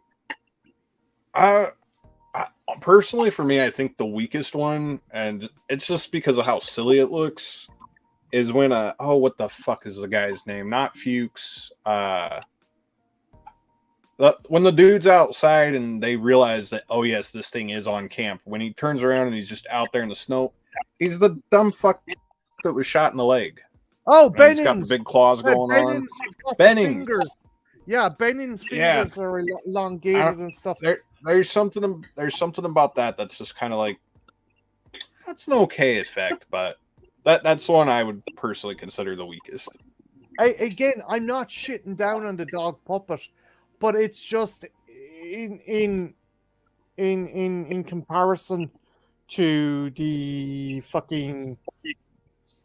Norris team, or to fucking when Blair changes, like, they're really elaborate kind of creatures, and like, again, the visual effects, they hold up for the most part. I think kids nowadays would be like, yeah, that's fucking rubbery, that shit. I still love them, but I definitely think the dog puppet for me is just, what do you think, Ethel? I don't know. I mean, you can tell there's a stylistic difference. I still like it, but I mean, I'm a fan of practical effects, even if they don't 100% fully convince you when you're looking at it. Like, oh, this is an effect. I can suspend disbelief. Pretty well. I don't hate that effect. I mean, it's done by our Lord and Savior Stan fucking Winston, but it's just, as I said and as you said, it's very stylistically different from Bottin's kind of technique, and that's what kind of, it's not that it's a bad effect, it's just radically different from the other effects in the movie. Yeah, and just to bounce off of what Brian's saying here, I don't know if I'm right on this, but wasn't that Rick Baker, not Bottin, that did the howling? Or was that? No, Brian, you were dead right. So, interesting fact.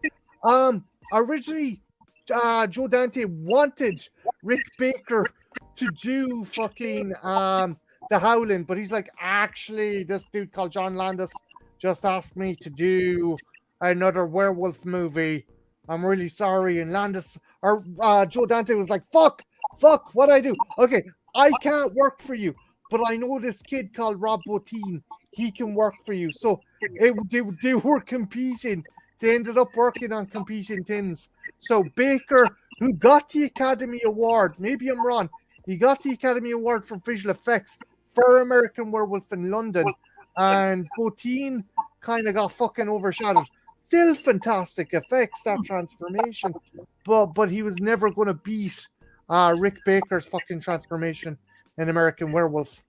Again, I'm fairly sure that one got Baker an Oscar, visual effects Oscar.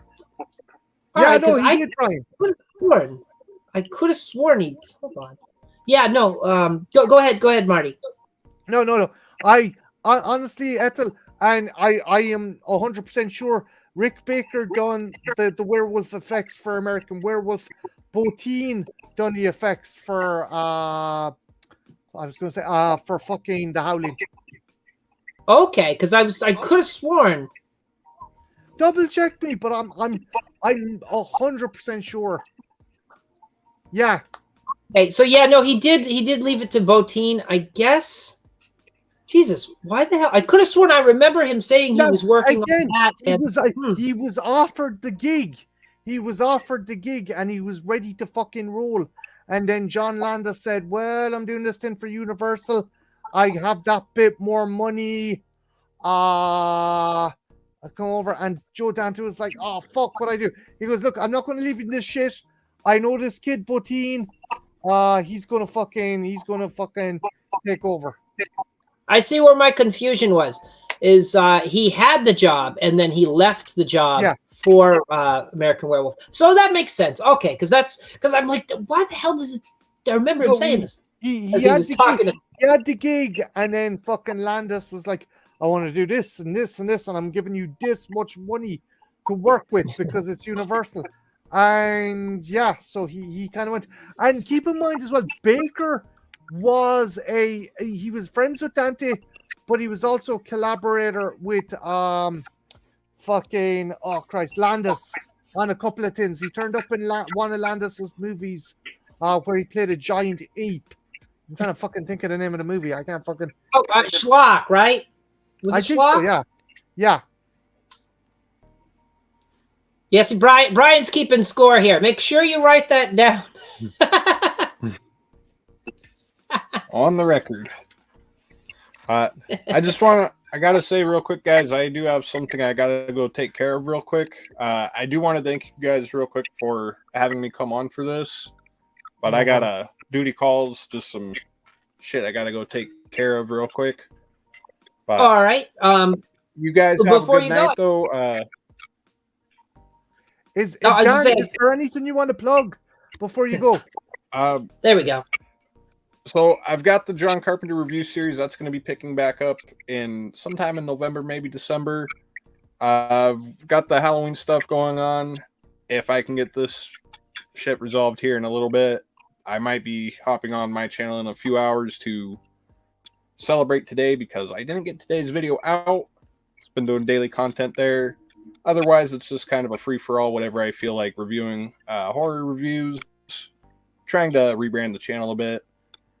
But Halloween content, thank you, Kubrick Lover. Thank you, man. Brian, right? Yeah. Yeah. Hell yeah. Yeah. And there's going to be a link in the description for not only the Thing discussion panel with Marty over on his channel, but there's also going to be a link in the description for Filthy Dan's Halloween thing. So if you look in the description, it's not there yet. So, if you're watching this live, don't check it now because I haven't done it yet. There's going to be nothing there. But after the show wraps, check back in like 15, 20 minutes. It'll be there, just hanging out. Oh, yeah. And make sure to check out Dan's channel. He's not just a sexy face. The dude knows what he's talking about, so make sure to check that shit out, okay? Yeah. Thank you, man. Thank you. Again, just want to thank you guys. I shall be seeing y'all later, hopefully. I'm definitely going to have to get in touch and reschedule something. But this has been fun. Carpenter's King. Carpenter 24. Wow. Carpenter 2024. Let's go. Yes. But you guys have a good one. Thank you very much. See you, Thank you for joining. Thanks a million, dude. Thank you. Yeah, I gotta have him on more often. Oh, Dan's a legend. He's awesome. But yeah, so great send off. Yeah, check his stuff out. We're not quite done yet, but we'll be wrapping it up pretty soon. But I just want to hit a few more highlights before we round it out. It's a very big, it's a big career to talk about, really. Lots of films. I mean, I don't even know if we're probably not going to mention everything other than I read the long list, but gotta hit them. I think we're chronologically, I think we're segueing into Christine. Is that about where we're at, Marty? I think that we're veering all over the road like Christine, but yeah, we'll tackle a possessed car and a guy turning into a greaser. I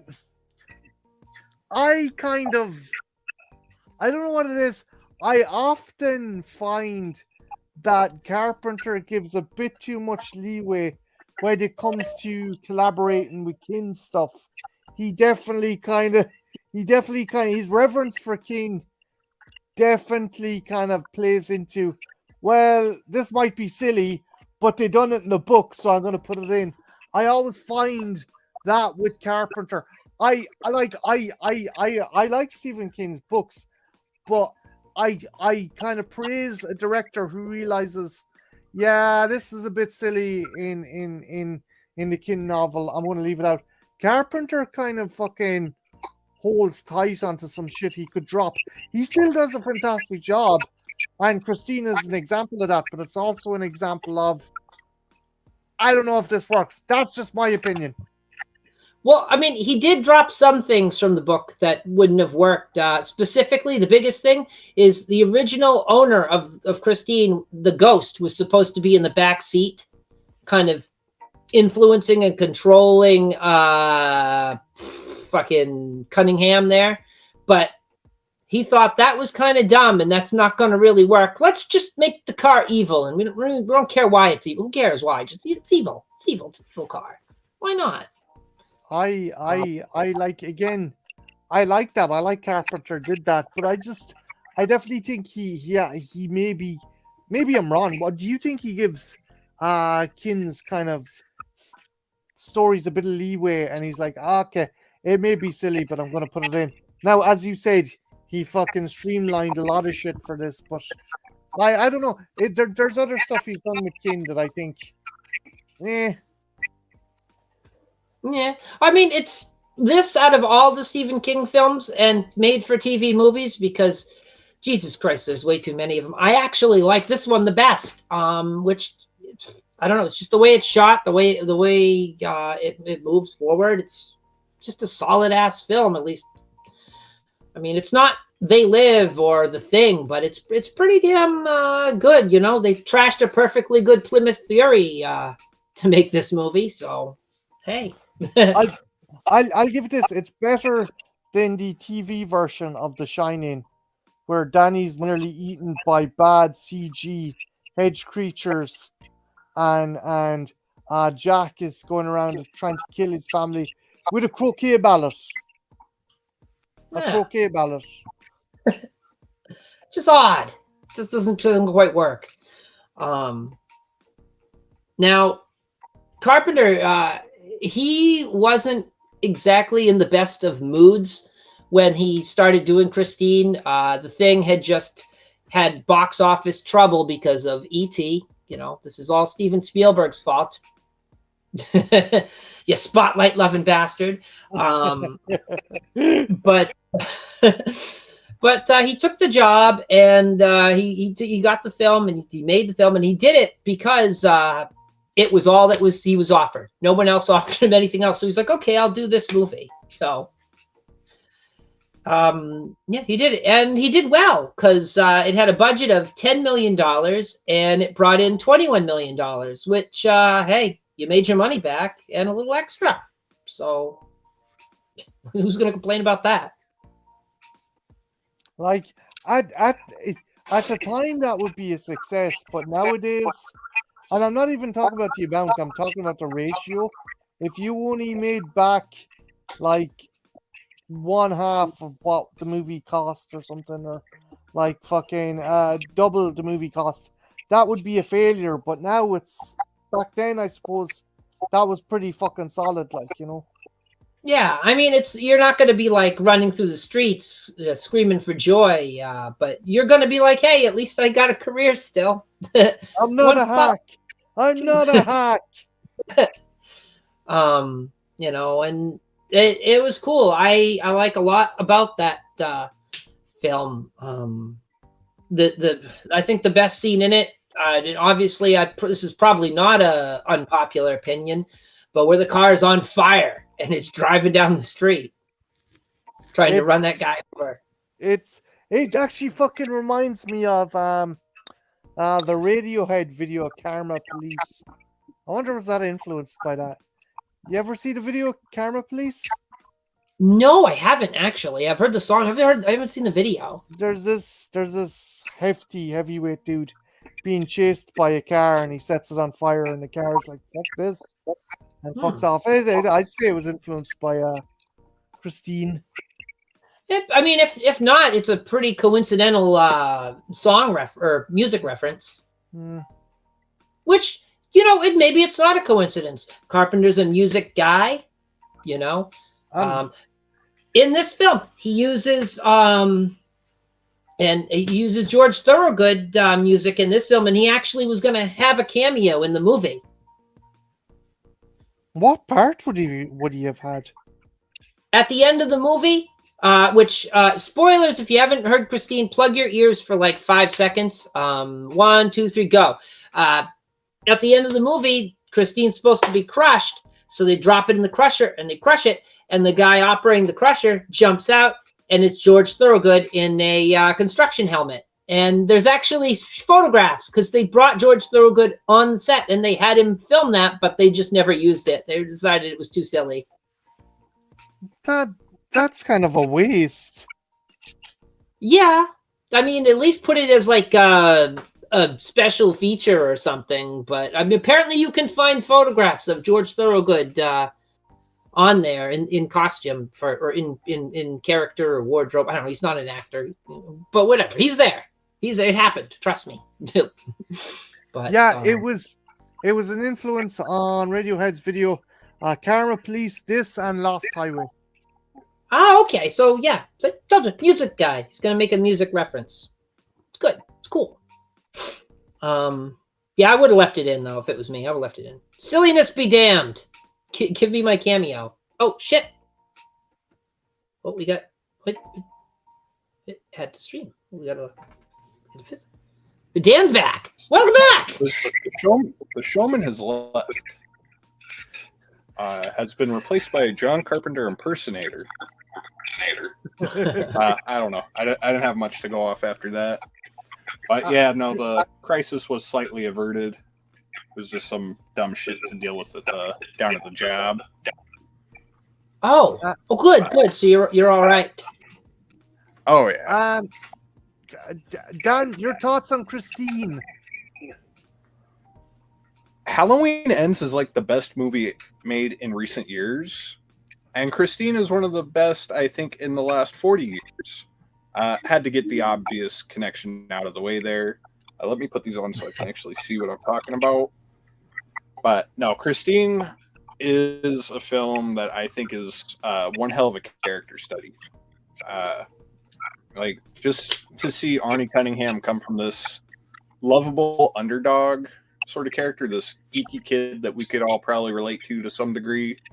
I mean, being that we're all like cult movies, horror fans, stuff like that. We probably didn't have the easiest time fitting in and making friends in school, if I had to take a guess. So in that regard, Arnold Cunningham is a character that we're probably going to click with right away, and we're thinking, yeah, let this kid win. He's going to have the happy ending. And, you know, the jock character, fucking Dennis, he's like, he's a leading man, but he's kind of a douche because those were usually the douches when we were the Arnie type in school. But we go to find out that the movie is not what you're going to think it is. That probably has something to do with the brilliant writing of Stephen King, who wrote the novel that the film is based off of. But the character transformation is really like the big thing.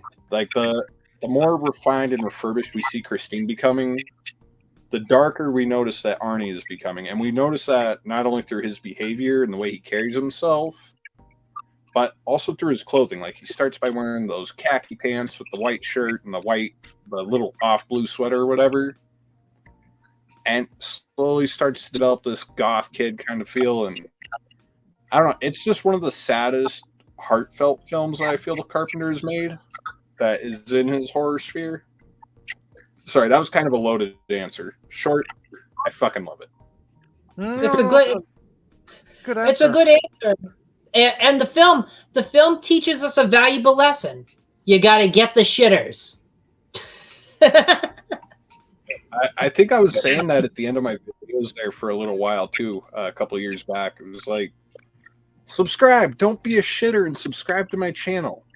And that was like right before I had to take my mental health break there. I don't know if that tells you anything. Don't be an Arnold Cunningham. You can root for the kid, but don't make that transition. It's not good for you. Buy the nice, reasonable. You don't have to restore, Buick sitting on the side of the road. Don't buy the Plymouth Fury, possessed by the evil spirit of the dead guy not in the movie. It doesn't go well. Don't do it. Apparently, Brian's reminded of Child's Play. Thank you, Brian. So yeah, that happened, and you know, it was a good film. I like it. I think it's like you said, it's a good character study. It's probably one of the things I like about it is it spends a lot of time with Arnie, and you're trying to figure out what's going on here. Like, is he losing the plot on this film? Is he out of his mind? You know, it's just good. It's just good. It's a good idea. Good idea to take some time with characters. And you know, flaming car. Gotta say it again, flaming car. Yeah, the stuntman too on that. I forgot his name, but I think I said it in my review. That was already a few months ago. But credit to that guy because he's driving a car with windows that are tinted on both sides, if I remember correctly. While the fucker is on fire, he's got the oxygen tank, which could, if God willing, something doesn't fucking go right, boom, he's done. Fucking stuntman, you got to give him credit, but especially this guy for that stunt. Driving a real car while it's really on fire. I mean, it's probably not the most comfortable circumstances in there, knowing, hey, if I sit in here too long and this oxygen depletes or the tank gets too hot, it could all be over. That's it. But it is phenomenal as a scene. It looks perfect. Like nowadays, they would have done that with CGI. It would have cost twice as much money, but nobody would have been in danger, and you would have seen it, and you wouldn't have believed a damn thing. Oh, yeah. It still would have been safer than like being on set with Alec Baldwin and a fucking revolver, but that's just my opinion, you know. But question for you guys: maybe there's a visual effect scene where the car reanimates after it gets crushed. Was it crushed and then it was done backwards? Was it fucking done in reverse? If I'm correct. Yeah. They reversed the film back. It's just like the friggin' skeleton hand in Army of Darkness when it goes in Bruce Campbell's mouth. It's in there and then it's pulled back. So the car is fine. Then they crush it, and then they do it in reverse. Yeah, which it looks great. Another great scene in the film. It looks really good. You know. But for a movie he kind of just took because he wanted a job and didn't want to quit doing film, it's better than it ought to be, you know. I mean, he didn't not put his effort in, so. And for being a Stephen King adaptation, on top of that, like his stories are great on paper, but sometimes, I mean, I think we could all agree too, when a Stephen King story is put to film, it's probably got like a 30-70 success rate, I feel. Like, either they're too cheesy or they've got Mick Garris involved. I mean, The Stand was fucking phenomenal. But a lot of the King Garris films, those just come off a little bit, I don't know. I just feel like there's something off about King adaptations. They just don't usually work on film. But there are hard exceptions to that. I kind of made that point before you came on. Some directors have the common sense to cut out the fat and the goofiness, and Ethel kind of schooled me in this because I for the longest period of time I thought Carpenter gave King a bit too much leeway because he's obviously a big fan. But no, Ethel pointed out to me that he did that King did cut out, or Carpenter did cut out a lot of the goofier elements from the Christine story. So, I mean, he gave it the best, and that's probably why I think, like, or at least for my money, it's in the top 3, maybe even just the top 2 Stephen King films. No, we'll leave it 3 because there's Green Mile, but yeah, you know, I put it right up there with The Shining, which is heavily adapted. Lots of changes made to the story. Fucking so. Keen deplores. He fucking detests the Kubrick version of The Shining. He fucking hated that version with every fiber of his being. Also, Brian, I'm sorry, but the Langoliers is amazing. Killer meatballs that heat up time. What's not to fucking like? Yeah, I'll give you that. I will give you that. The first time I watched The Langoliers, I was smoking a lot of weed. I was stoned off my ass. And I'm like, this slow burn mystery is like, because the mystery, first of all, like, you know, like I'm real fucking stoned once the girl wakes up and everybody's gone on the plane. I'm like, the fuck is this? Like, my eyes were about as red as that flight. And I don't know, just that whole mystery. I'm trying to fucking pull back like 10 years ago sort of reaction, but I was like, what the fuck is going on with this? And once it starts progressing and we're learning that there's less and less of anything going on anywhere in the world, like I started to get that like almost felt an anxiety attack coming on. And then once we get the fucking reveal of the Langoliers, by that point I'm like, you know, this movie has been goddamn dreadful on your mental state. And you can't help but laugh at the effects, but it's like, this is like conceptually, that movie is lit. It's one of the coolest little concepts I've ever seen in any story. I love where Balky starts screaming, scaring the little girl. Yeah. Like fucking Balky for Perfect Strangers going around. I can't watch. People, you're like, what the fuck? Like I can't watch True Romance without thinking of that. Like anytime I'm watching True Romance, and he comes on screen, it's like, oh, it's the girl stabber. Nice to see you, Balky. Like I only know him as Balky because that's what my dad called him when we were watching it. But rise and fall. I want the rest so Ethel doesn't get fucking copyright struck. Someone will take all the scenes with fucking Balky in it and string it together and put it to the theme song from Perfect Strangers. Oh my god.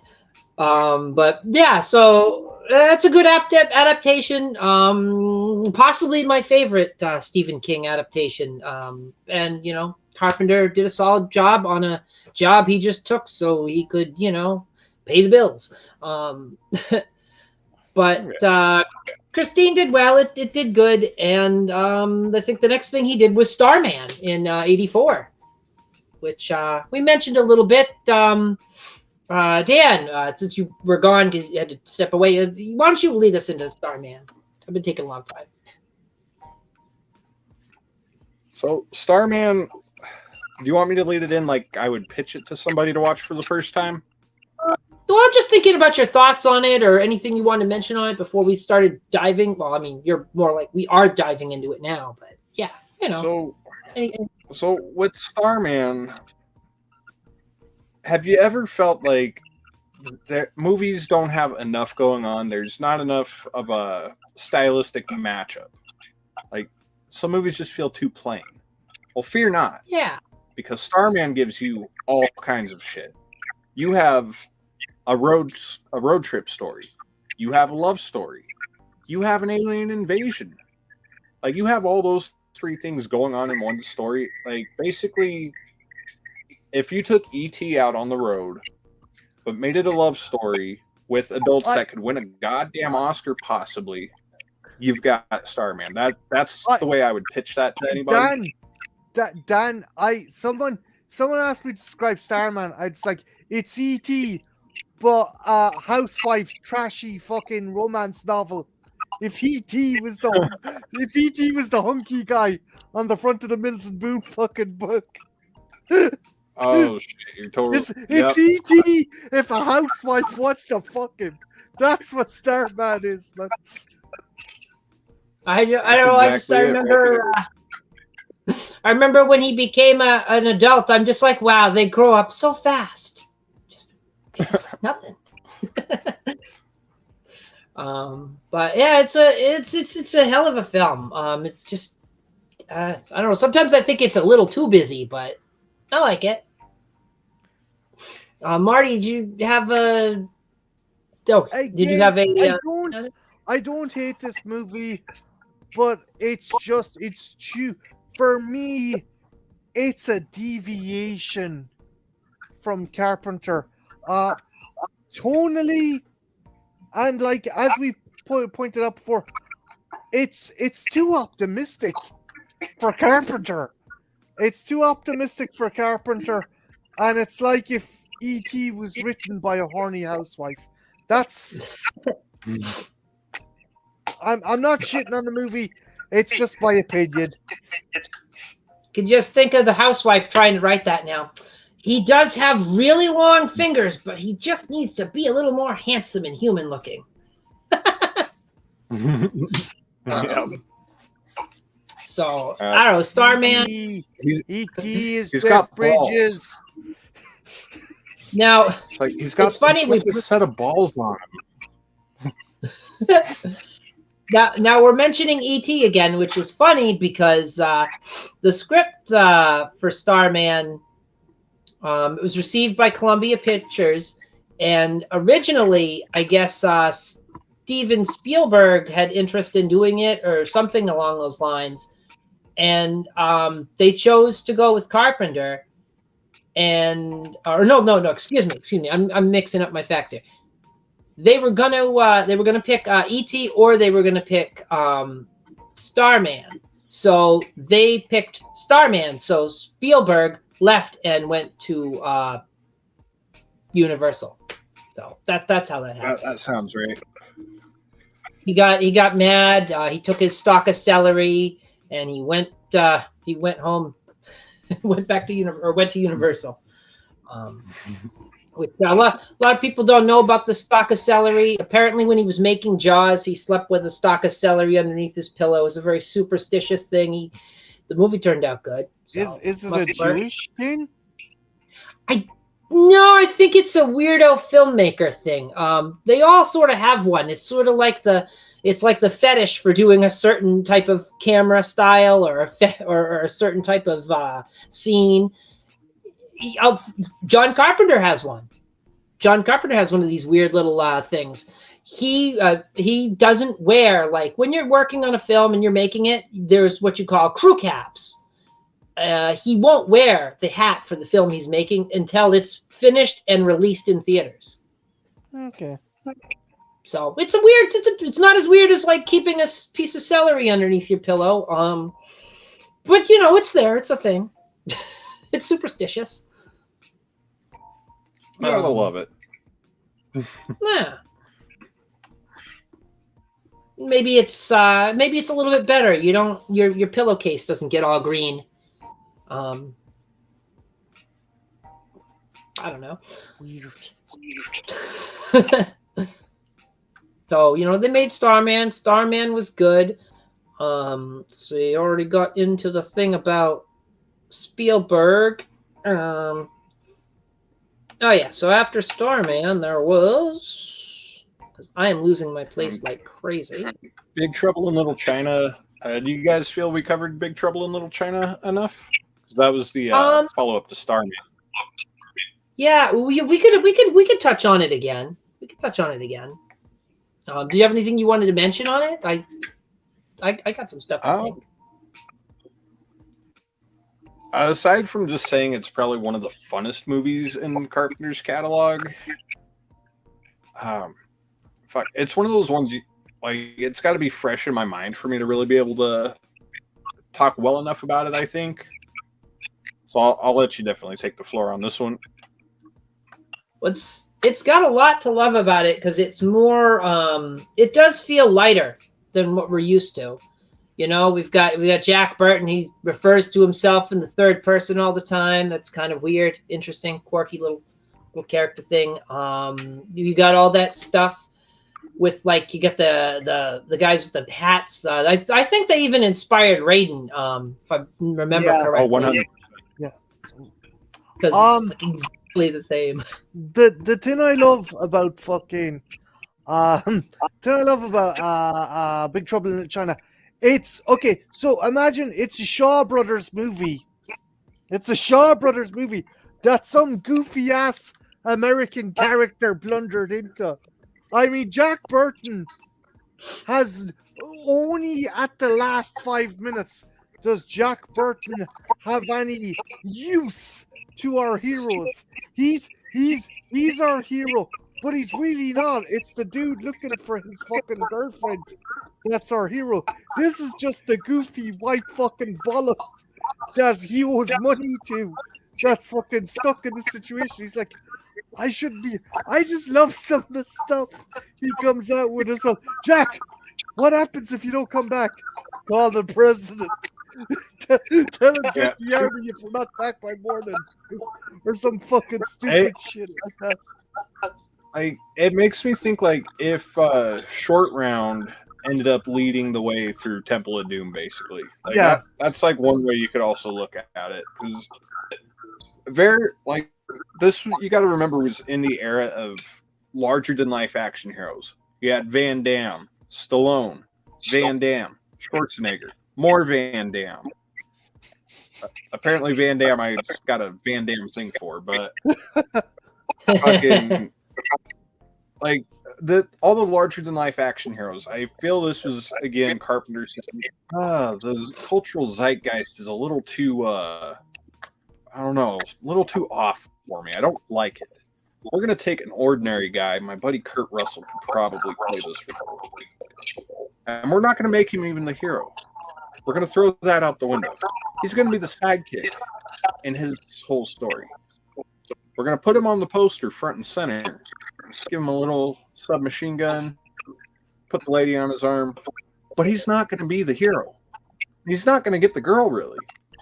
He's going to be the bumbling buffoon sidekick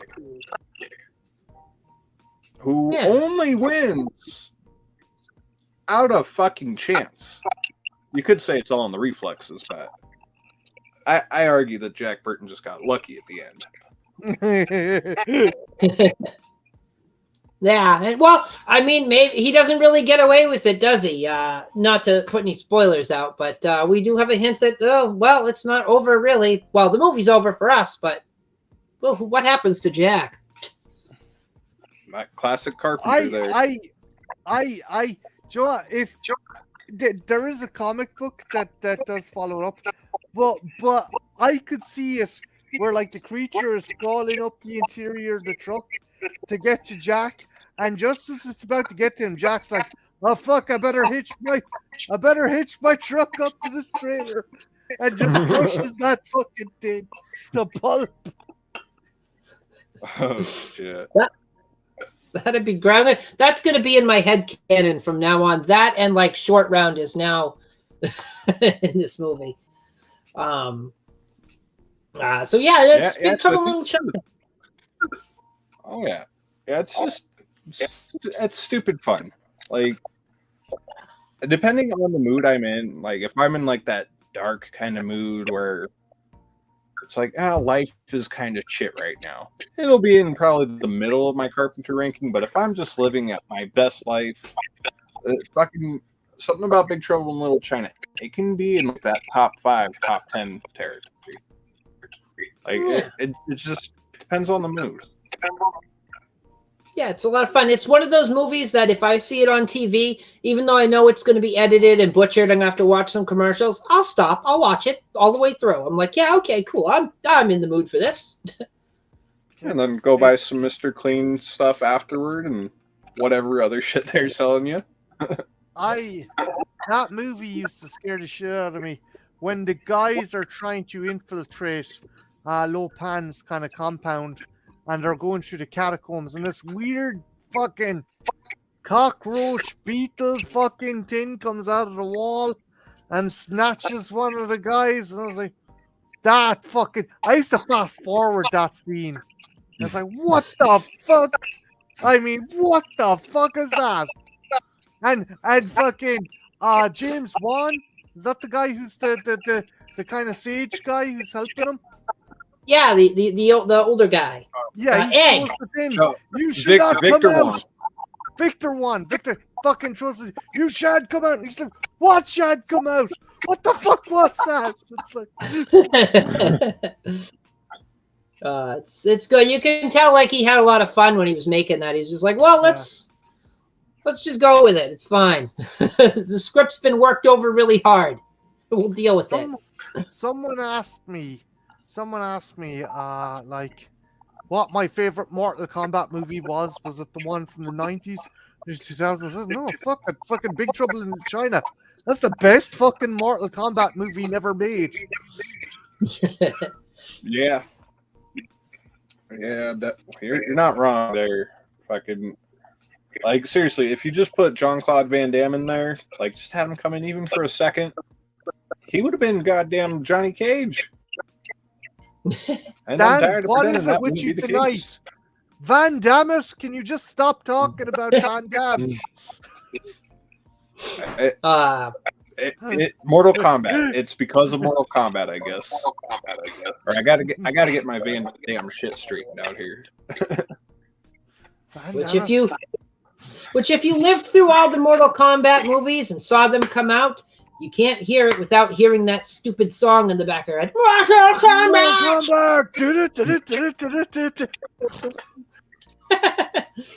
Oh man.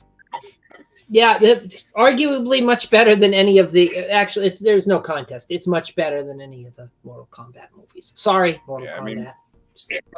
I mean, I might be biased here, but yeah.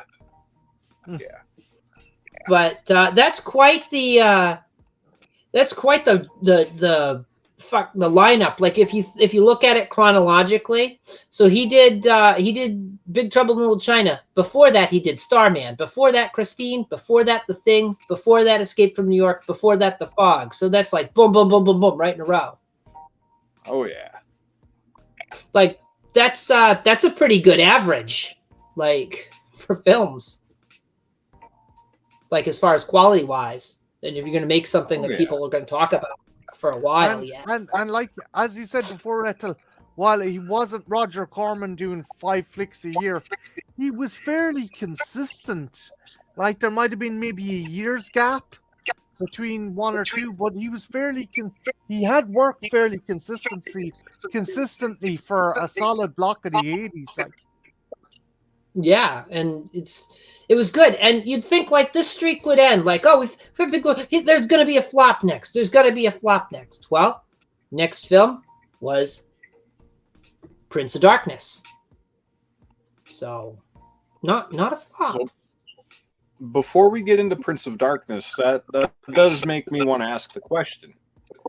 Looking at John Carpenter's run of films in the 80s, which are all fucking solid, everything from The Fog up through They Live, if you had to pinpoint one as the weakest, what would that be?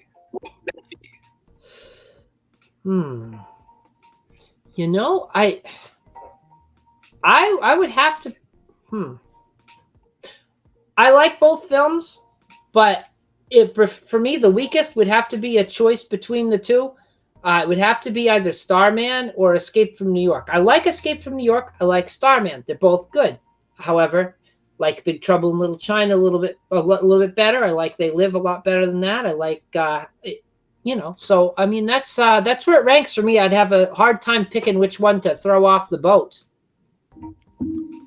I'm going to say Starman, not because I necessarily think it's a bad movie, but it's just a deviation.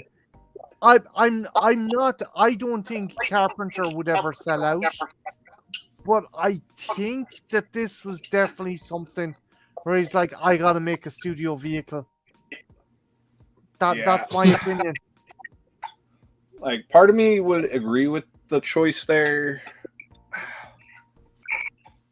but I think I'll probably have to be the odd man out here and go with Escape from New York by just a sliver.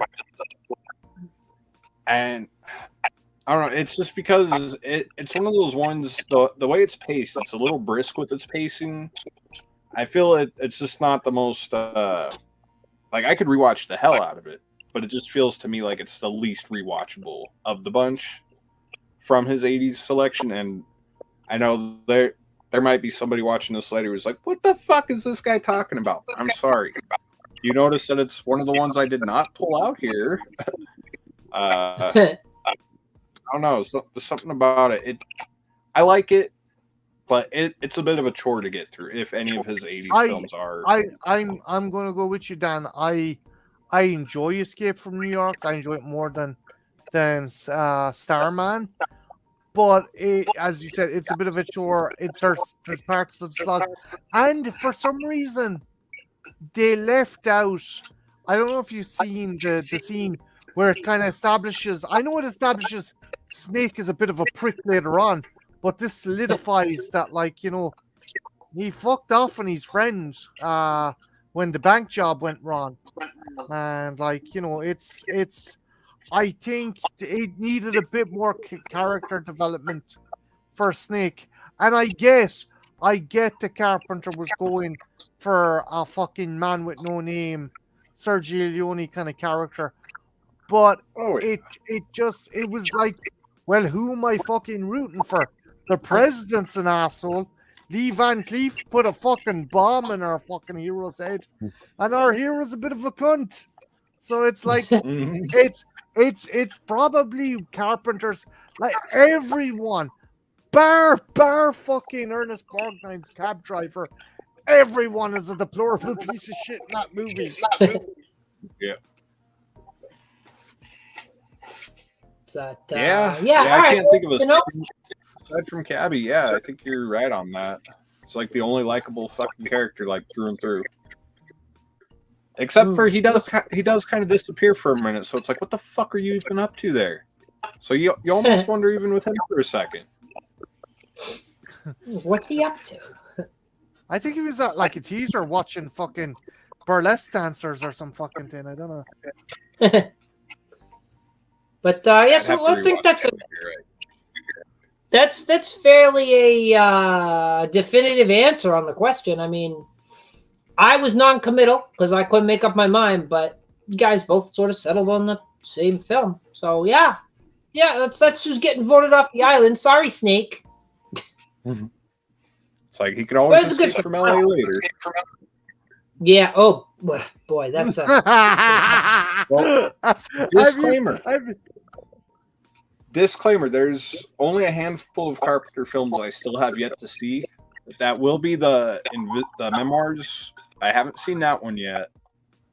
Vampires, I saw most of the way through. I haven't seen Escape from LA. It's basically all the later stuff with the exception of The Ward. So it's like the 90s and Ghosts of Mars and stuff like that I've still yet to see.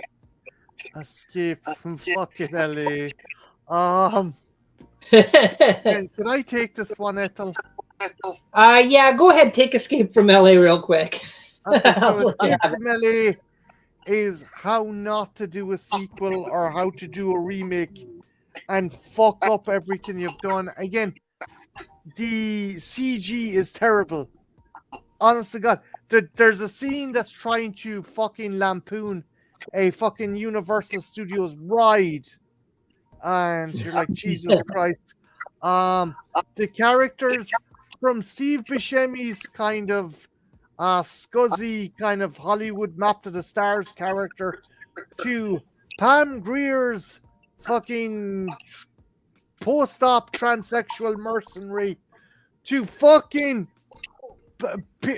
Peter Fonda as the surf dude who fucking just gives Snake a fucking surfboard. I'm like, my head fucking hurts. Doesn't it have like Pam Grier like paragliding too or something in it? Yeah, Pam Grier paragliding, but they do a fucking paragliding assault to rescue the president's daughter from a Che Guevara-esque bad guy who has a doomsday device that's going to turn off all the electricity in the world unless Snake stops us. And I'm like, oh, please. Not even Bruce fucking Campbell can save this fucking movie. I'm sorry. Kurt Russell's doing his best, but if you're doing an oil painting with dog shit, it's still going to look like dog shit. Okay? Oh, shit. All right. But it happened. If you watched Escape from New York, shit happens. You're right, Ethel. Shit does happen. You wanna see it. You want a sequel. You desperately need it. It's there. Just it's. Don't go in with high hopes. Yes. So if I'm forecasting my Carpenter review series correctly, I think it should be probably, it'll be about February, March. Maybe you guys will hear my verdict on that one. So another plug at the Carpenter review series there. Dan, I would roll a sticky fucking wick up for fucking watching that one. That's all I'm gonna fucking say, man. It would anesthetize the pain. So it happens, like, not everyone's gonna make a perfect movie or even a really great movie every single time. I mean, he had to stumble at some point. So yeah, it happens, and he made his money. Whatever, he got his money. Yeah, he got us more films later. It works. Keeps him directing. I'll take it. I'll watch it. We'll take one for the team. Watch Escape from L.A. That's what you do. So, circling back, because, we had to do that right after Escape from New York, because you got a sequel. Mention it. Why not? Prince of Darkness. That followed Big Trouble in Little China. Marty, would you like to kind of push this one out in front of the train tracks? Or Prince of Darkness, I really like. It's fucking interesting. Carpenter said that In the Mouth of Madness is his first foray into Lovecraftian kind of themes. I would kind of disagree, and I'm not trying to fucking be a dickhead to the man, but I think there's a very Lovecraftian fucking undertone to Prince of Darkness, like the elements of the unknown, and that we're so fucking minuscule in the grander cosmos of things. That fucking, while as I said, Carpenter has stated his definitive Lovecraft movie is In the Mouth of Madness. This is definitely subconsciously he made a Lovecraft movie. You have a bunch of scientists who find a vat in a old church that may or may not contain DNA of Satan. Weird shit starts happening, and you've got people turning into demons, people going crazy, shit with mirrors. Donald Pleasance is a fucking crazy priest, and to top it all off, a bunch of homeless cannibal murderous zombie people led by Alice Cooper. What's not to like? I mean, it sells itself, honestly. But I dig it, and I think you're right. I hadn't thought about it really. I've only seen the movie a couple times, but it does sort of delve into a little bit of, like, it dabbles its toes in the Lovecraftian pool there, just a little bit. Dan, what's your take on Prince of Darkness, dude? So Prince of Darkness, honestly, the first time I watched that one, I could not follow or even begin to understand this film.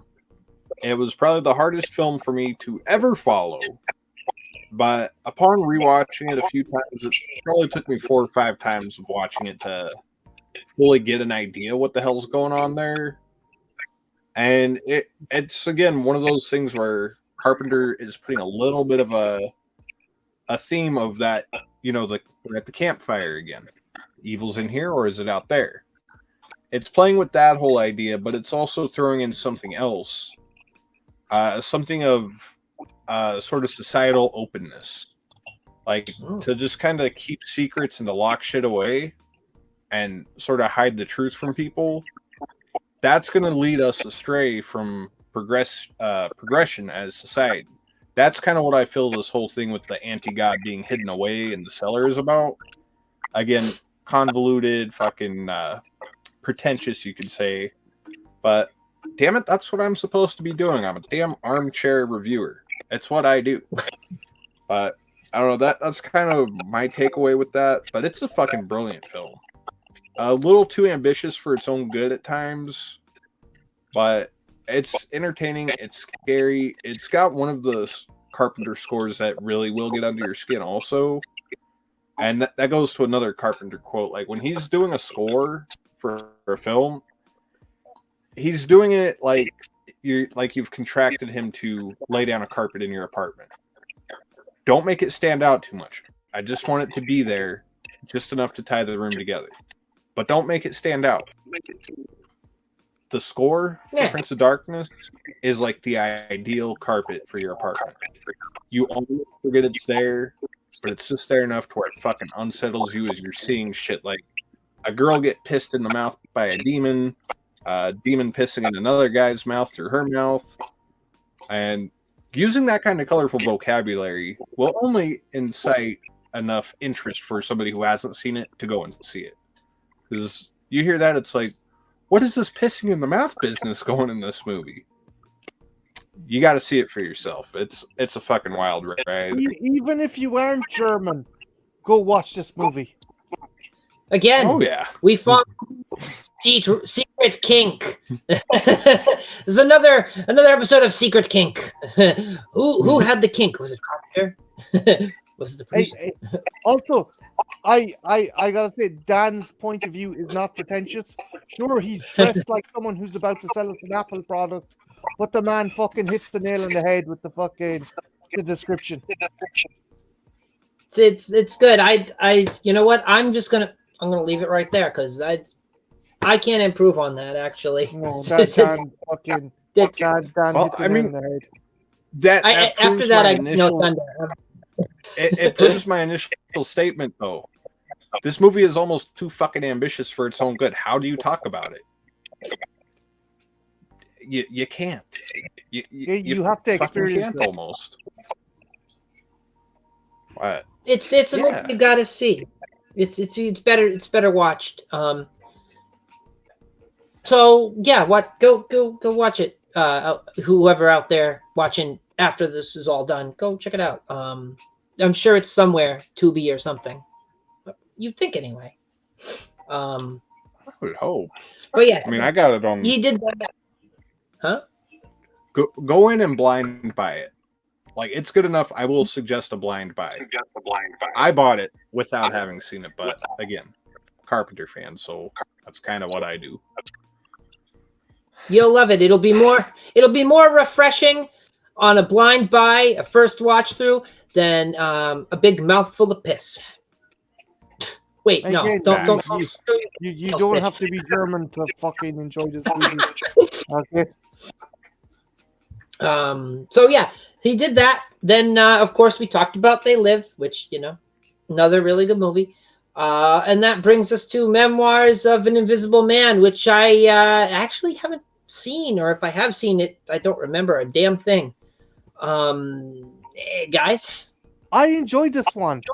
Again, this is weird.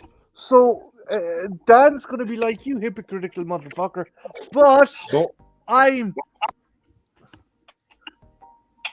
haven't seen this one yet myself. So okay. It's probably, again, it's a tonal shift as far as Carpenter goes. Not as fucking fairy tale-esque as say fucking Starman, but more to the air of a kind of comedy. This is Carpenter chancing his hand at comedy, and he does it really fucking well.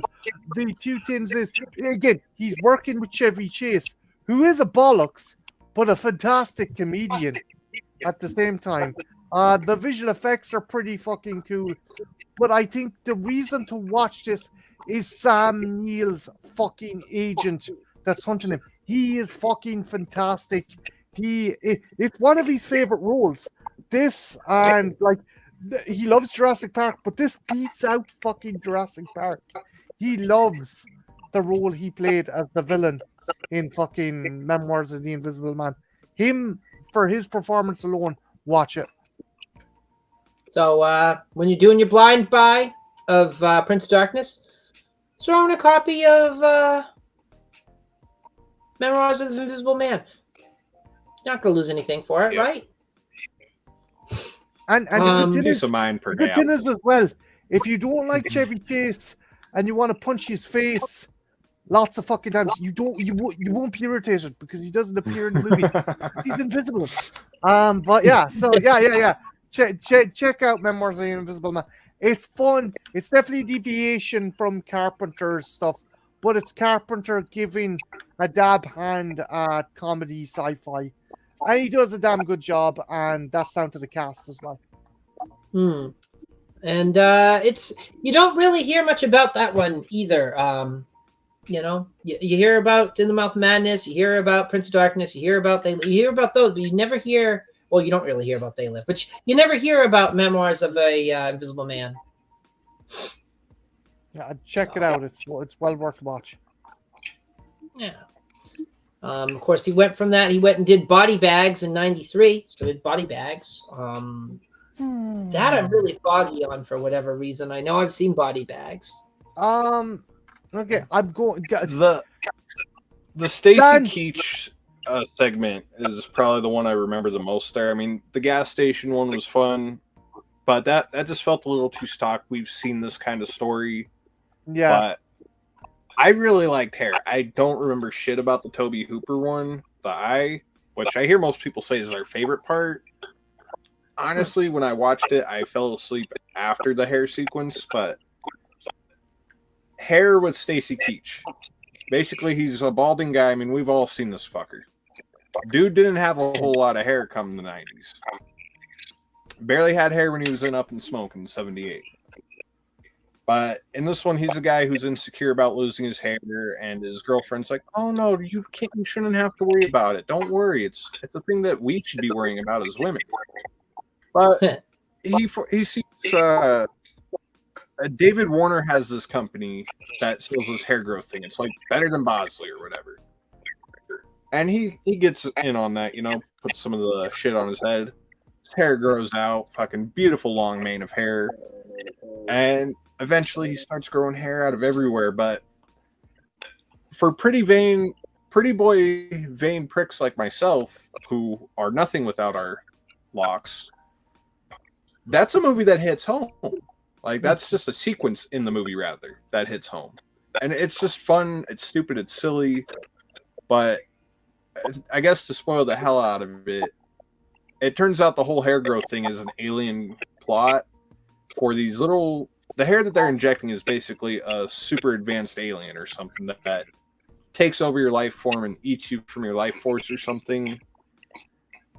It's fucking out of this world, but it's so fucking different that it's like, that's what we need.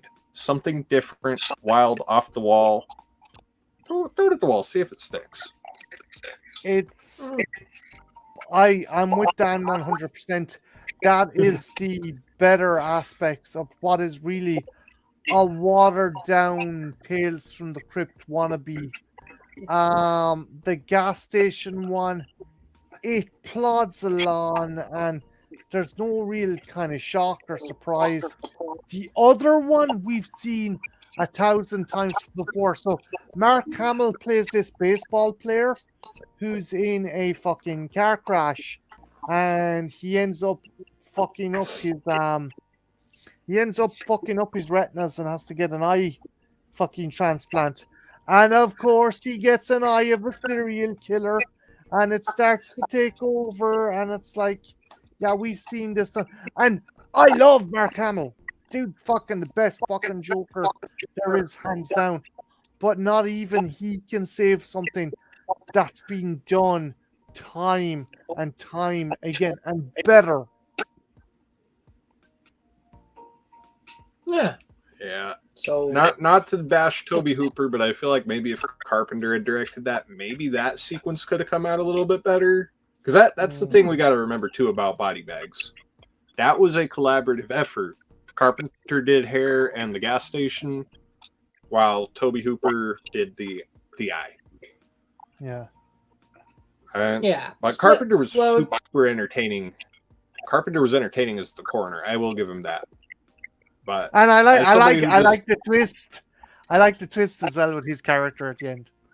That is funny. Yeah, see, I don't remember that because, like I said, I didn't make it really through the Eye, and so but his character was entertaining in the first bits that we get to see him there for sure. He comes back in the end. I'm not going to lie, Dan. The Eye is a fucking slog. and not even Mark Hamill's performance can save something that's been done a million times before and a million times better. So, that happened. Did Body Bags. Maybe watch it, maybe don't. I don't know. Check it out. I honestly, it's worth it. I know, don't remember a damn thing. It's terrible. There's only so much space in here, and it runs out. He went from doing Body Bags to doing In the Mouth of Madness, which much better film, I guess, because I at least I remember. At least I remember In the Mouth of Madness. Guys, what are your thoughts on? I guess we'll go around. A criminally underrated fucking modern day classic. From it pokes fun at the horror genre, not only just in novels but in movies. It's kind of like people's obsession with pop culture and purveyors of pop culture. Like what? I'm sorry, I'm probably fucking rambling here because I have so much to say about this movie, and sometimes I find it hard to fucking find the sentences or the words to put my point across. But it is a study on reality, what we think reality is, and is probably one of the best representations of a Lovecraftian story put to screen that's not based on Lovecraft fucking property. Yeah. So it's an assessment. And yeah. Another thing it does really well too, I think, is it takes a jab at the sort of a toxic fandom before toxic fandom was even a thing to be satired or jabbed at. And that I didn't even realize until like recently after like Scream 5 came out, and like it was like after 2021 I'm like, oh, or 2022, shit, time flies. But it was like in the last year I started to pick that up, like, oh, that's another layer to this movie I didn't notice before. But it definitely, this one's also one of those fucking victims of Carpenter's film being overshadowed by some other film that is similar enough in flavor. Do you guys know what was the movie that came out around this time that overshadowed it? 95, so no.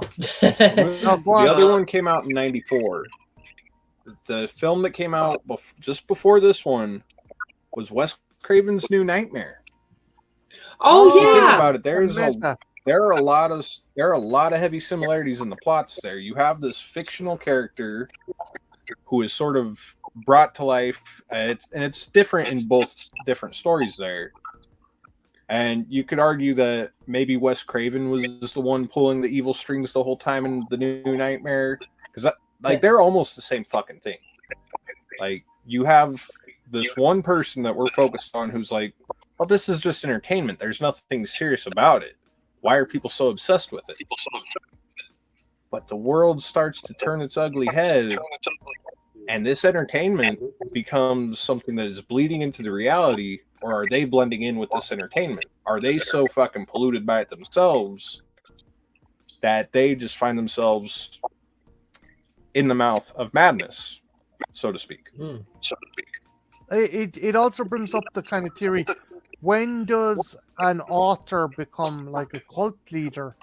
Like, people are like, oh, that's a bit far-fetched. Fucking Harry Potter fans, J.K. Rowling fans, fucking queuing miles long for a fucking book.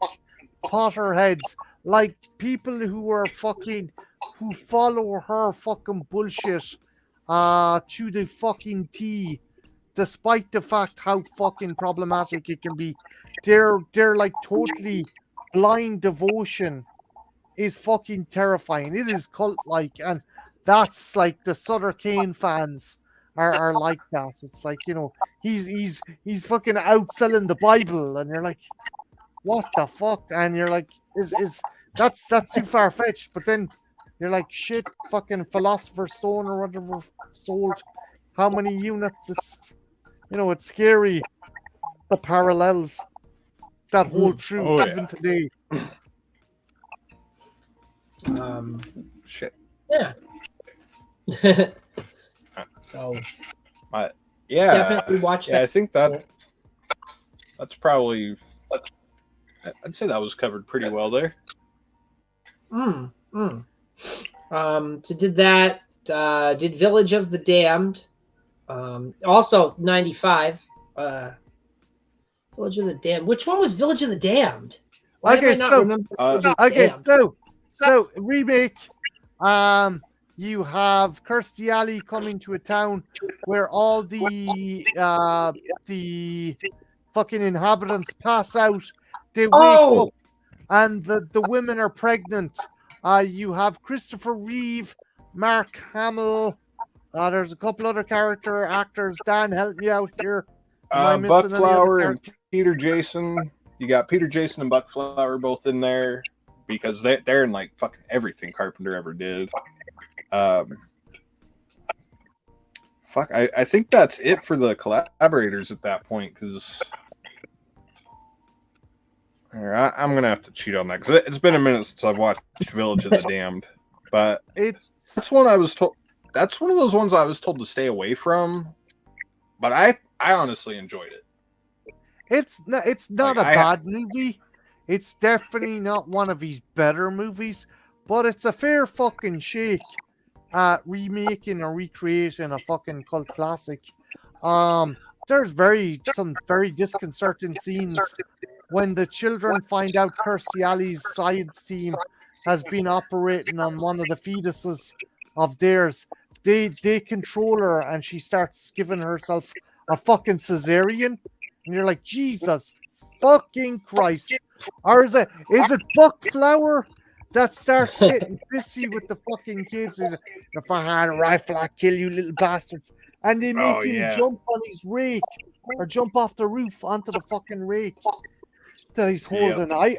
Again, it's a solid fucking movie. Even fucking Mark Hamill's death it's like these aliens claim we're gonna take over and make the earth a better place. But as the movie goes on, you little fuckers are just as petty, if not more so, than the fucking human race. So fuck you. Yeah. Oh man, I can't believe I forgot. It's the one with the fucking kids. Damn it. Yeah, the little red-eyed bastards. Yeah. Trying to find that in my letterboxd here.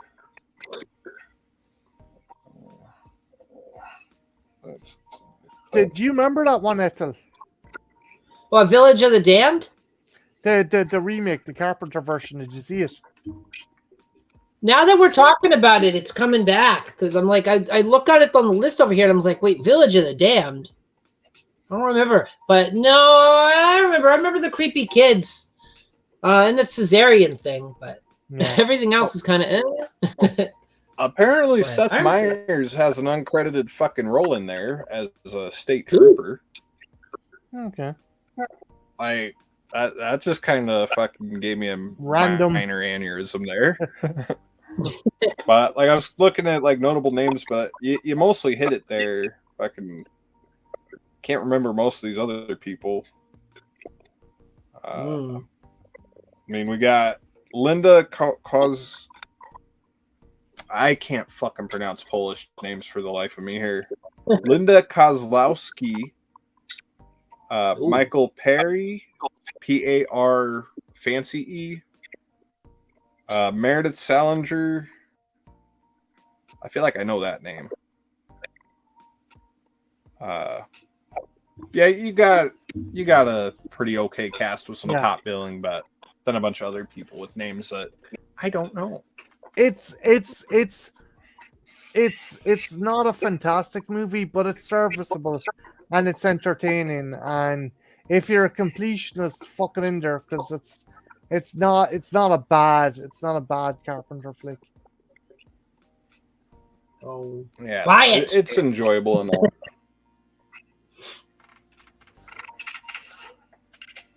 Yeah.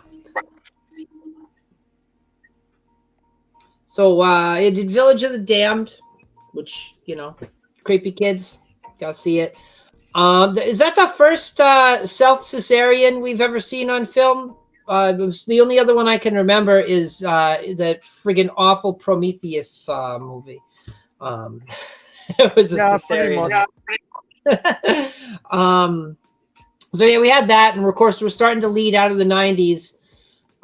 So he went and did Escape from LA, which we decided that Pam Grier's a tranny. Then in 1998, he did he did Vampires, which I thought was good. I liked Vampires. I thought it was fun. James Woods was having fun. People were having fun in this movie. That's one that I still. That's one I still need to get around to watching in full. Like anytime I've tried watching it, some bullshit has come up where I could not finish watching it. It sounds like a fun. It's pretty cool. The positives. Yeah, I said James Woods is pretty cool as fucking Jack. I forget his fucking name. Jack. We'll just call him Jack. He's this very salt of the earth vampire hunter. He's teamed up with a novice priest, and the priest is like, "So what are the rules? Rules? There's no fucking rules, Padre. You just kill him. Well, what about a cross? You show a cross to a vampire, it's gonna stick it right up your fucking arse, okay? This is not the movies we're dealing with." And you also have a Baldwin on set who doesn't kill someone with a handgun, so that's a fucking win. I'm not gonna stop on that. That guy's a fucking prick. But hey, get your shots in while you can, man. Get them in. Better me than fucking Alec Baldwin. That's all I'll fucking say. Anyway, the vampire prosthetics are pretty cool. Maximilian Schell turns up in this movie, and I was like, "Whoa, what the fuck? You were in Cross Iron. What the fuck are you doing in this piece of shit?" But no, he's good. It's good. It's fun. It's fun.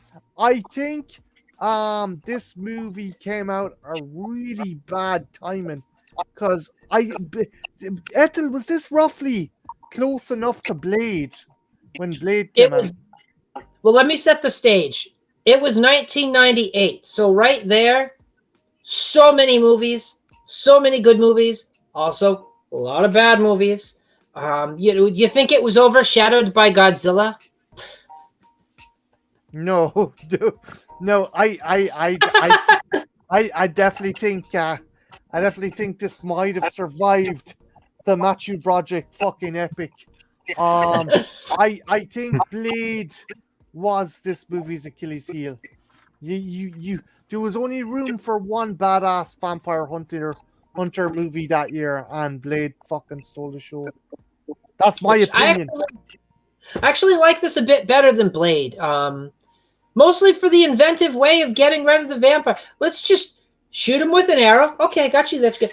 Tied to the winch on the Jeep. Oh yeah, no, go ahead, do it. Go ahead, pull him right onto the sun. Yeah, why not? I like that as well because these guys. It was a process. These guys weren't again. They were different from Blade. These guys were exterminators. It's like going into a fucking farmhouse and killing rats. That was what their equivalent. And their fucking method of killing the vampires was like fucking something I would have seen at home with my dad branding cattle. You fucking move it over here, you do this, you put this thing down, and there, you've branded the cow. The same kind of thing. There was a system to it, and I think it was cool. I think it was fucking cool. I just think it had the rotten luck at coming out at the same time as Blade, and having even worse rotten luck of having a sequel with John Bon Jovi. We're not even going to touch fucking that. So that's kind of a theme that you can kind of pick up with a lot of Carpenter's films. So we've talked about it already a few times, and I think I brought it up during Mouth of Madness. Anytime John Carpenter is trying to get his footing back together, trying to come back to being the director of somebody has to come along and make a film that is just similar enough to where it totally eclipses what he's accomplished here. But 60% of the time, do we remember what the competitor film was? maybe not. Let the professional critics tell you that. Yeah. Like, I'd watch it over Blade. Wait, which one? I'd watch it over Blade. I mean, got my vote. Like, again, it's a fun movie. I prefer Blade a smidge more, but there's something fucking.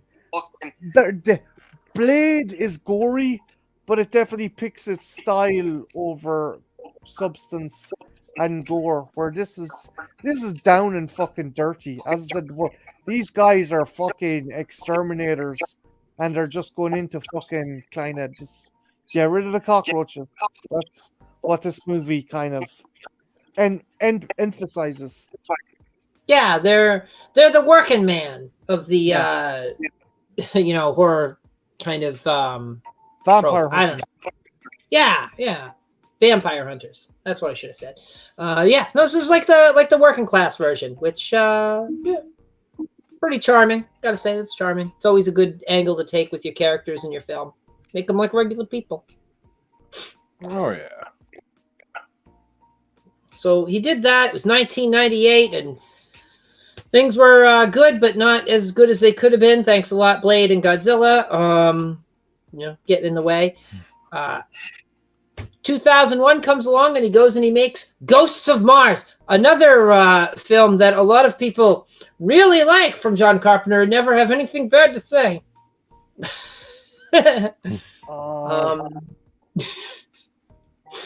There's zombies on Mars, right? Of course you do. So much to say about this fucking movie. Right. It's like I found out something, and I can't fucking clarify it. But the leader of the fucking mutant cannibals looks like Marilyn Manson, because apparently he was supposed to be played by Marilyn Manson. Now I can't verify that, but that's the longest running fucking theory. It's a bananas fucking movie. I'm not for the premise. I can get the premise. The premise, I can work with the premise.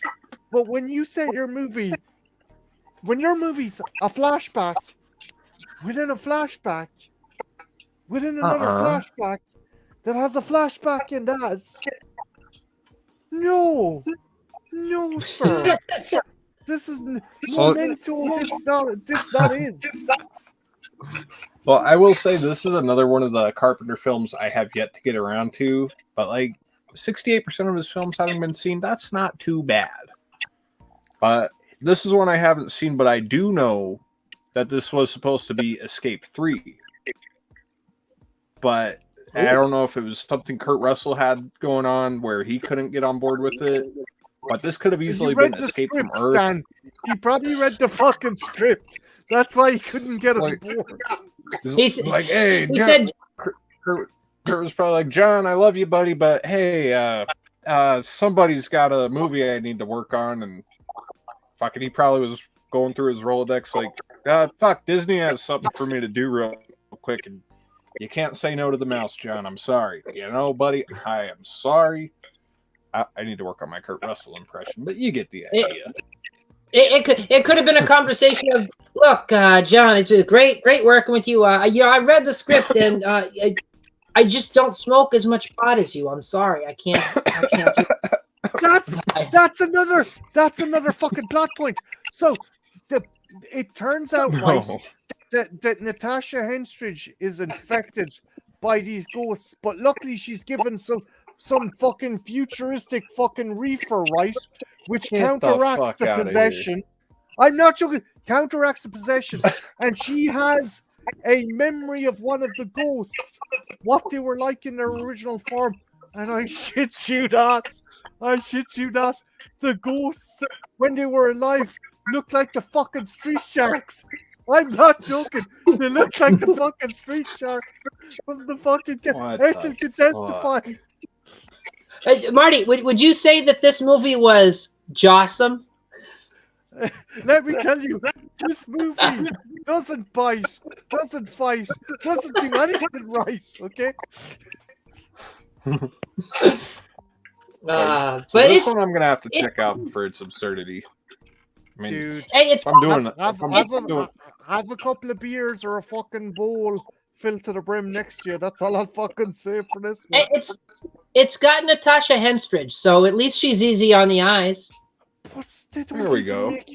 And then, oh my god, oh my fucking god. Sorry, Ethel, you're making me remember shit. Right? Ice Cube was in this fucking movie, right?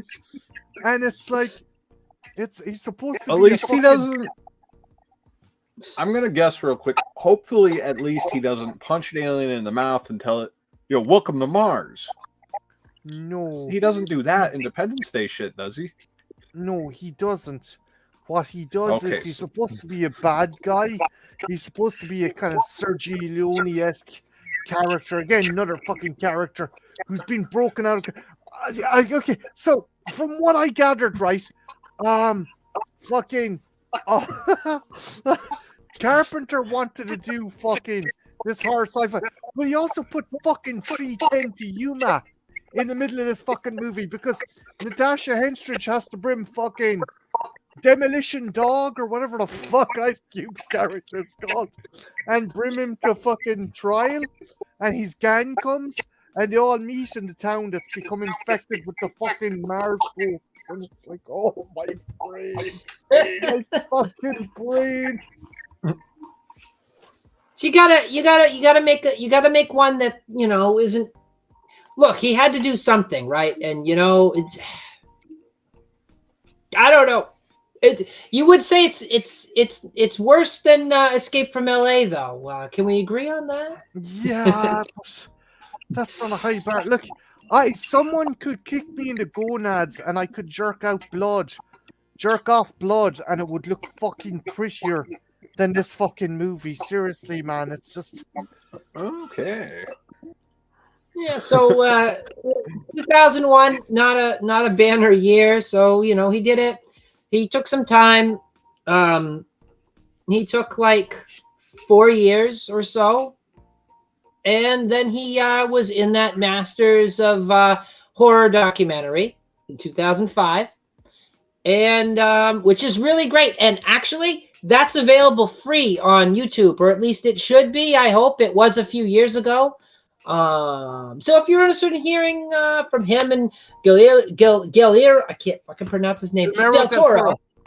Thank you, jeez, But anyway, check that out because that's potentially free for you to watch. Why not? Go do it. It's Halloween tomorrow, or in 9 minutes on the East Coast. So friggin' pop that in or cue it up or whatever the hell it is you damn kids do these days. Get off my lawn.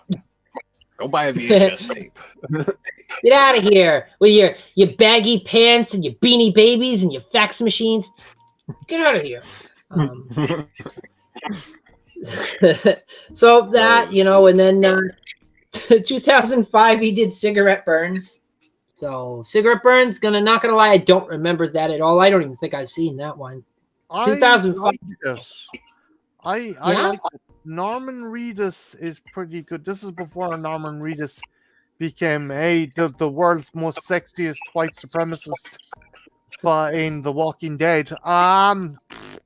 He plays a dude who's hired to track down a very unique print of a movie that was shown only once, and anyone who's come into possession of it, foul things befall them.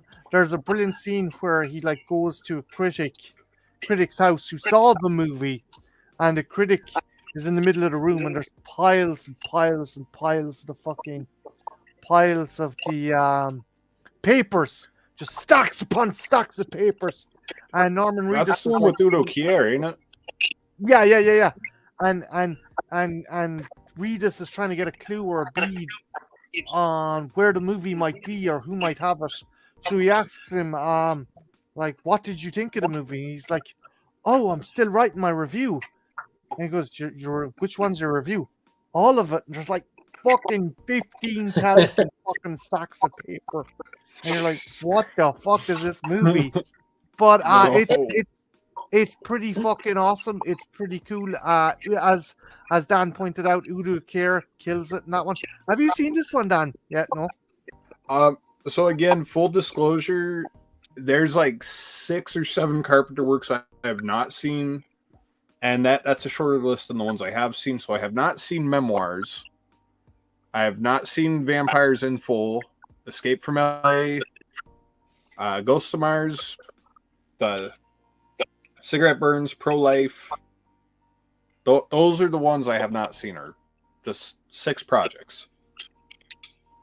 Yeah. So basically, The Ward would be the next one I have seen. And that one was on. Oh, yeah, that's 2010.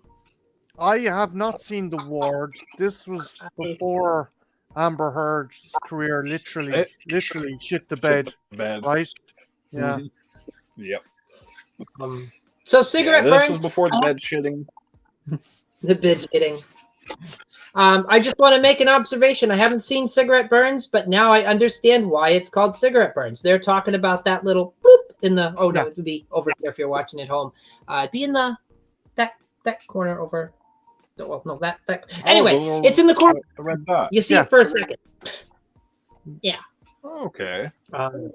Yeah, so he did that. Then he went on and did Pro-Life, which I also haven't seen because it's 2006, and now we're getting into the time where I don't watch new stuff. I start just watching old stuff because, fuck them new movies. I'm working on that. Pro-Life is a bit heavy-handed. I mean, really heavy-handed. Is it about abortion? Yes. And Ron Perlman's in it.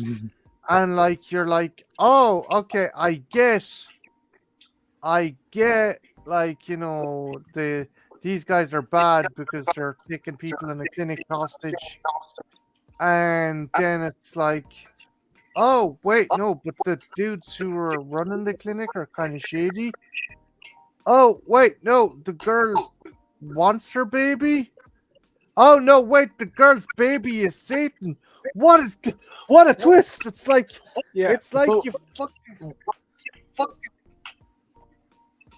So what I gather from Pro-Life is that it's basically like, it's if something like The Omen and Rosemary's Baby teamed up with something like, what was it? Like Kevin Smith's Red State. Like if you took Red State and put Rosemary's Baby into it or something. Yeah. That's kind of what that one sounds like there. Yeah, like the kind of. Are you okay with spoilers, or will I keep my mouth shut, or do you want to watch it? Or because I still have to review I'll keep my trap shut. I'm going to keep my trap shut. It's. I get what it's trying to do. It just does it in a very heavy-handed kind of way. So Carpenter's subtlety is like out the window at this point. He's just like, oh, give me my money. I'll make this film. Yeah. All right, so I can accept that. So because we're winding down, we only got one movie left to talk about. I haven't seen it, just like Pro-Life, because it's 2010. The Ward. Marty, have you seen this at all? I ain't seen it. I heard good kind of things with it, but maybe I'm wrong. Dan, you seen this one? Yes, I did see The Ward, and I'm not gonna lie, I did enjoy it. And this was like, when I saw it, it was like right as Amber Heard was probably squatting over that mattress and just letting it all roll out. We didn't know that her dog got stung by a bee yet. But she was definitely getting ready to drop a deuce on those $5,000 sheets, But I enjoyed it. It was a film that I thought was interesting. Have we all seen this one? I haven't seen it, but would you say, is this another lump of shit? You don't think this is another lump of shit she extruded, or? So I've only seen it once, and usually on a first watch, I'm a lot more lenient on films. So I'd say at worst, it's probably a really nice bronzed piece of shit. Like you dipped it in that liquid bronze like Lance Armstrong's Nut and Ted. But it's enjoyable enough. I didn't really see where the ending was going until probably 15 to 10 minutes before the reveal there. But it was an okay film. But bear in mind, it's been like 2 years since I saw it. I heard someone compare it to if a Westerner tried to do a decent attempt at doing a J-horror story. If a Westerner tried doing something like The Ring. Yeah. Or fucking My Little Lie or something like that.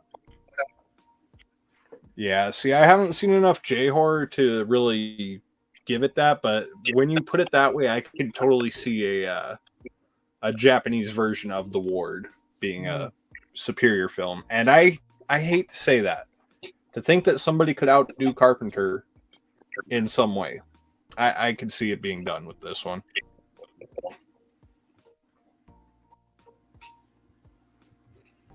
Yeah. So check it out, I guess, because doesn't sound bad. And well, if it sucked, you can still make fun of Amber Heard. That's always prime real estate. And you won't even get one of your fingers chopped off for doing it either. So hey, how about that? So yeah, like that's a pretty extensive catalog, and I think we all went through it with a nice fine-tooth comb. There's only a couple movies we didn't touch on way at the beginning, but nobody really sees those anyway. I mean, we mentioned Dark Star, right? Phenomenal.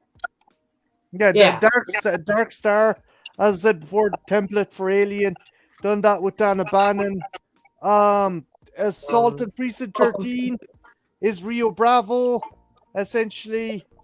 Fantastic fucking movie, one of my favorites. And yeah, obviously we done the classic Halloween.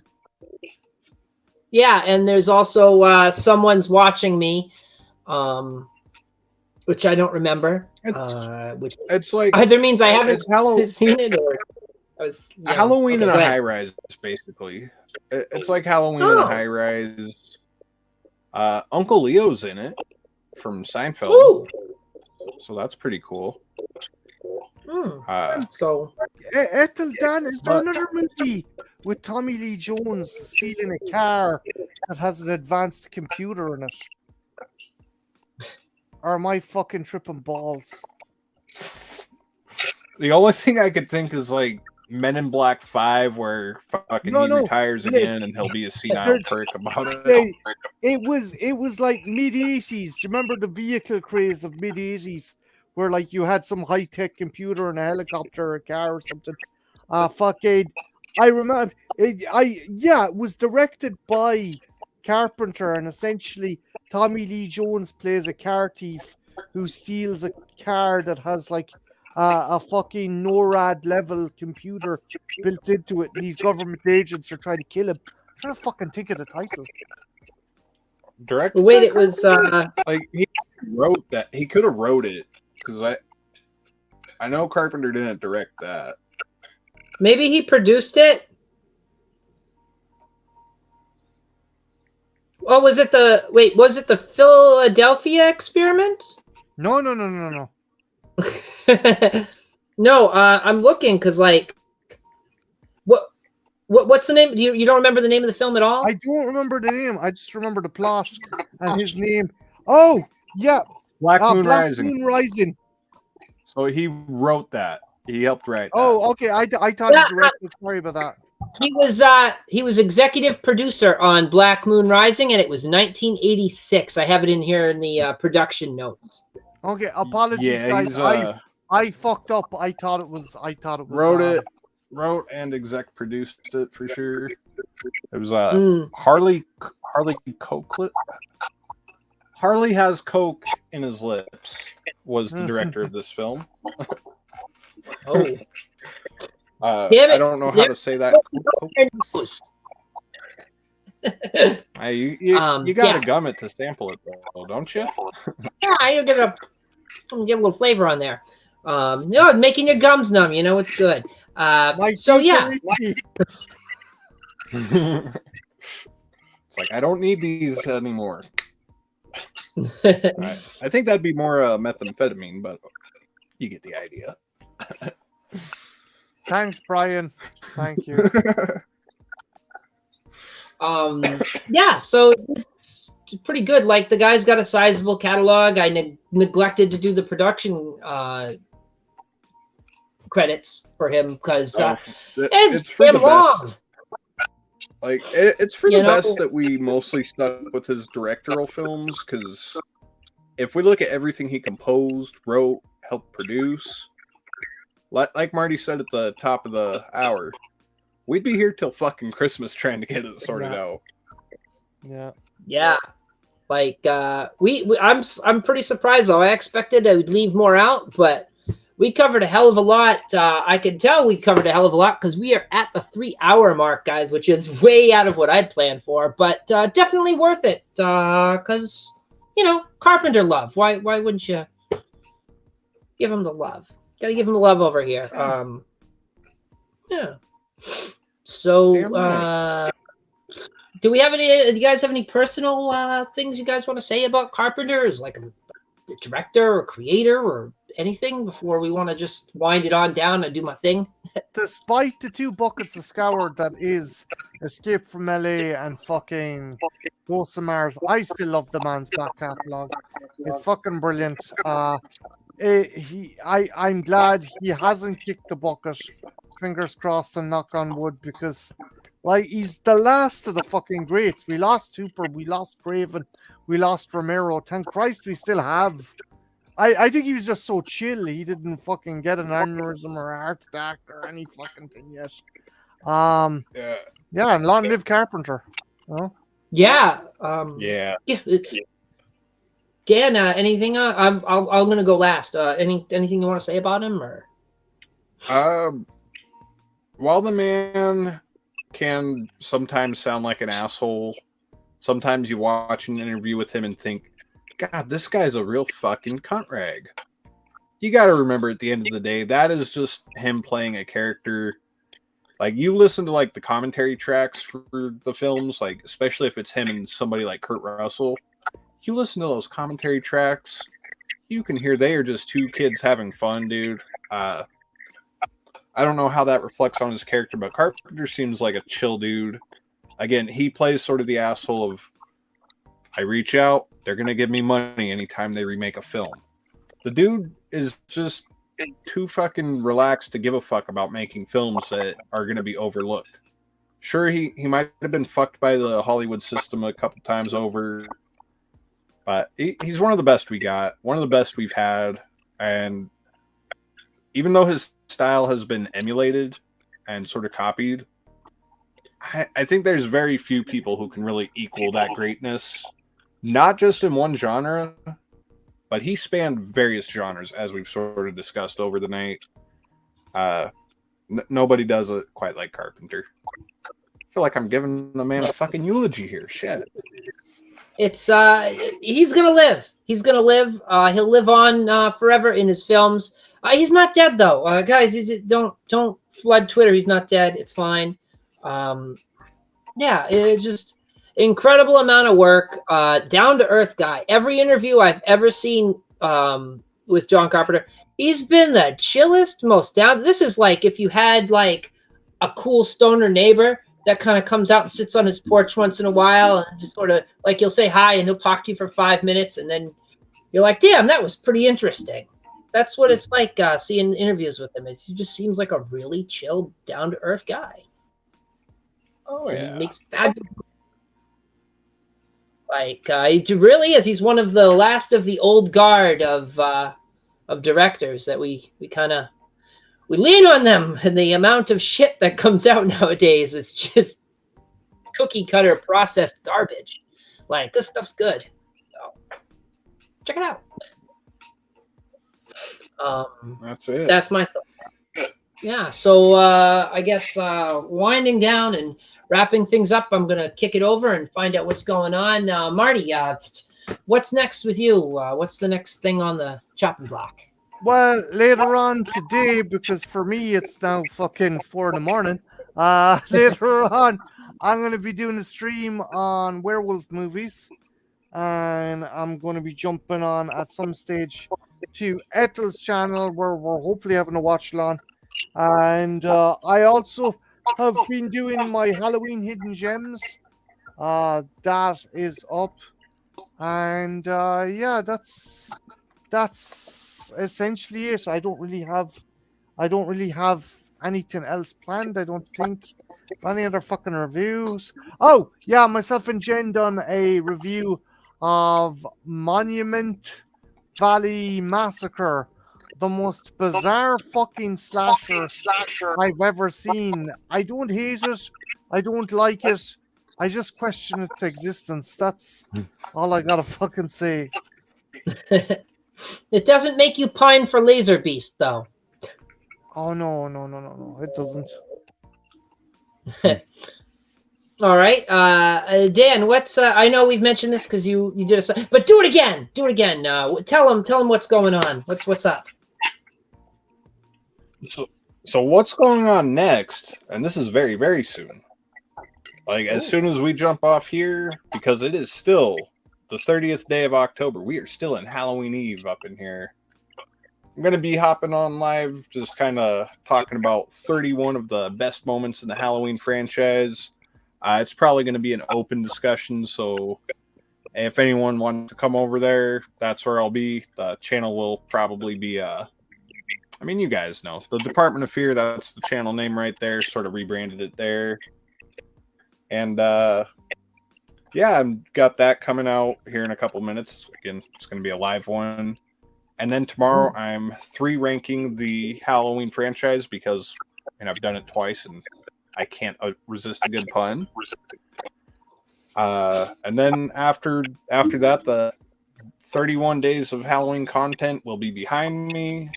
Probably take a few days off and kind of figure out what else is there to do, since November is usually where the month slows, or where the year slows down content wise. But probably do like a fucking show off the shit I got in October, and I don't know. Campfire Tales is one that I want to check out, so probably going to be reviewing that. Cool. Fun little hidden gem, I am told. So we got a bunch of stuff on the horizon. So check it out, Filthy Dan, a guy I don't have on the show nearly enough. I don't know what the hell my problem is, but yeah, we'll bring him back. We'll have him again. I took about it. I did take a year and a half off, to be fair, though, so that will kind of affect any sort of collaboration efforts. All right, very good. And as for me, well, later on today, because it's I'm on the East Coast, so it is now Halloween officially for me. Later on today, after I take a short 3-hour nap, I am going to do a watch along on my channel. I'll have, of course, Marty over there, and hey, if anybody else from my little circle of friends is free, they'll be there too. I don't know who's going to be there. It could be anybody. I don't know. It's a mystery. What's the movie? I'm not going to say because I haven't downloaded it yet, so I might have to do my emergency contingency plan film, which I have already. But hopefully it won't come to that. And we'll go with the plan that most of you don't know about. But that's good. That's for a reason. I keep you in the dark for good. It's good. So yeah, that's the thing. And of course, tonight I have been joined by my good friend Marty, my good friend Filthy Dan, who is not here enough, and that's my fault. And we've had the wonderful people watching. We had Brian, Kubrick Lover. We had Kelly. We had Dice Roland. And we had... we had... who else do we have? Jesus, am I forgetting something? I feel like I'm forgetting something. DMC. We had DMC. And I have a couple people that were watching, not in the chat. Another Dan is watching. And, yeah, the other one's going to remain nameless. So... That's what we got going on. Thank you guys for watching. Anyone in the future, watch the whole damn thing. It's 3 hours, or bust it in half. I don't care. Just watch it. It's fun. You learn all about John Carpenter. And if you like this content, you liked what I've done here, you enjoy watching it, then go ahead and leave a thumbs up. Maybe leave a nice little comment or something. And if you hate it, you think I suck, you just, what the fuck? Who spends 3 hours talking about this? Just shut up. Go to bed. Then write that and give me a thumbs down. I need to know. Someone tell me off. Thumbs down. But that may result in me sticking this Bavarian drinking horn up your hole. To you. There's no fucking issue about that. It's an option. Yeah, so do that. And if you're really enthused and you really want to know what's going on, go ahead and subscribe. You can hit the subscribe button. You'll get notifications. In fact, if you hit the little bell, you'll get a little notification every time I'm on here fucking about with people, which is neat if you're into that sort of thing. And lastly, and probably leastly, if you want to talk to me and not just leave a comment, a little rap with me for a little bit, that's what we said in the 80s. Don't judge me. You can follow me on Twitter at _Ethel_Cross_. And tell me what's up. Tell me how it's going. And so with all that, thank you. And by the way, don't forget to check in the description. It's not there yet, but it will be soon, tonight, today, later. Just check back. Filthy Dan's link and Marty's link, both going to be in there. And thanks for watching. Adios. Bye. And happy Halloween. Whoa.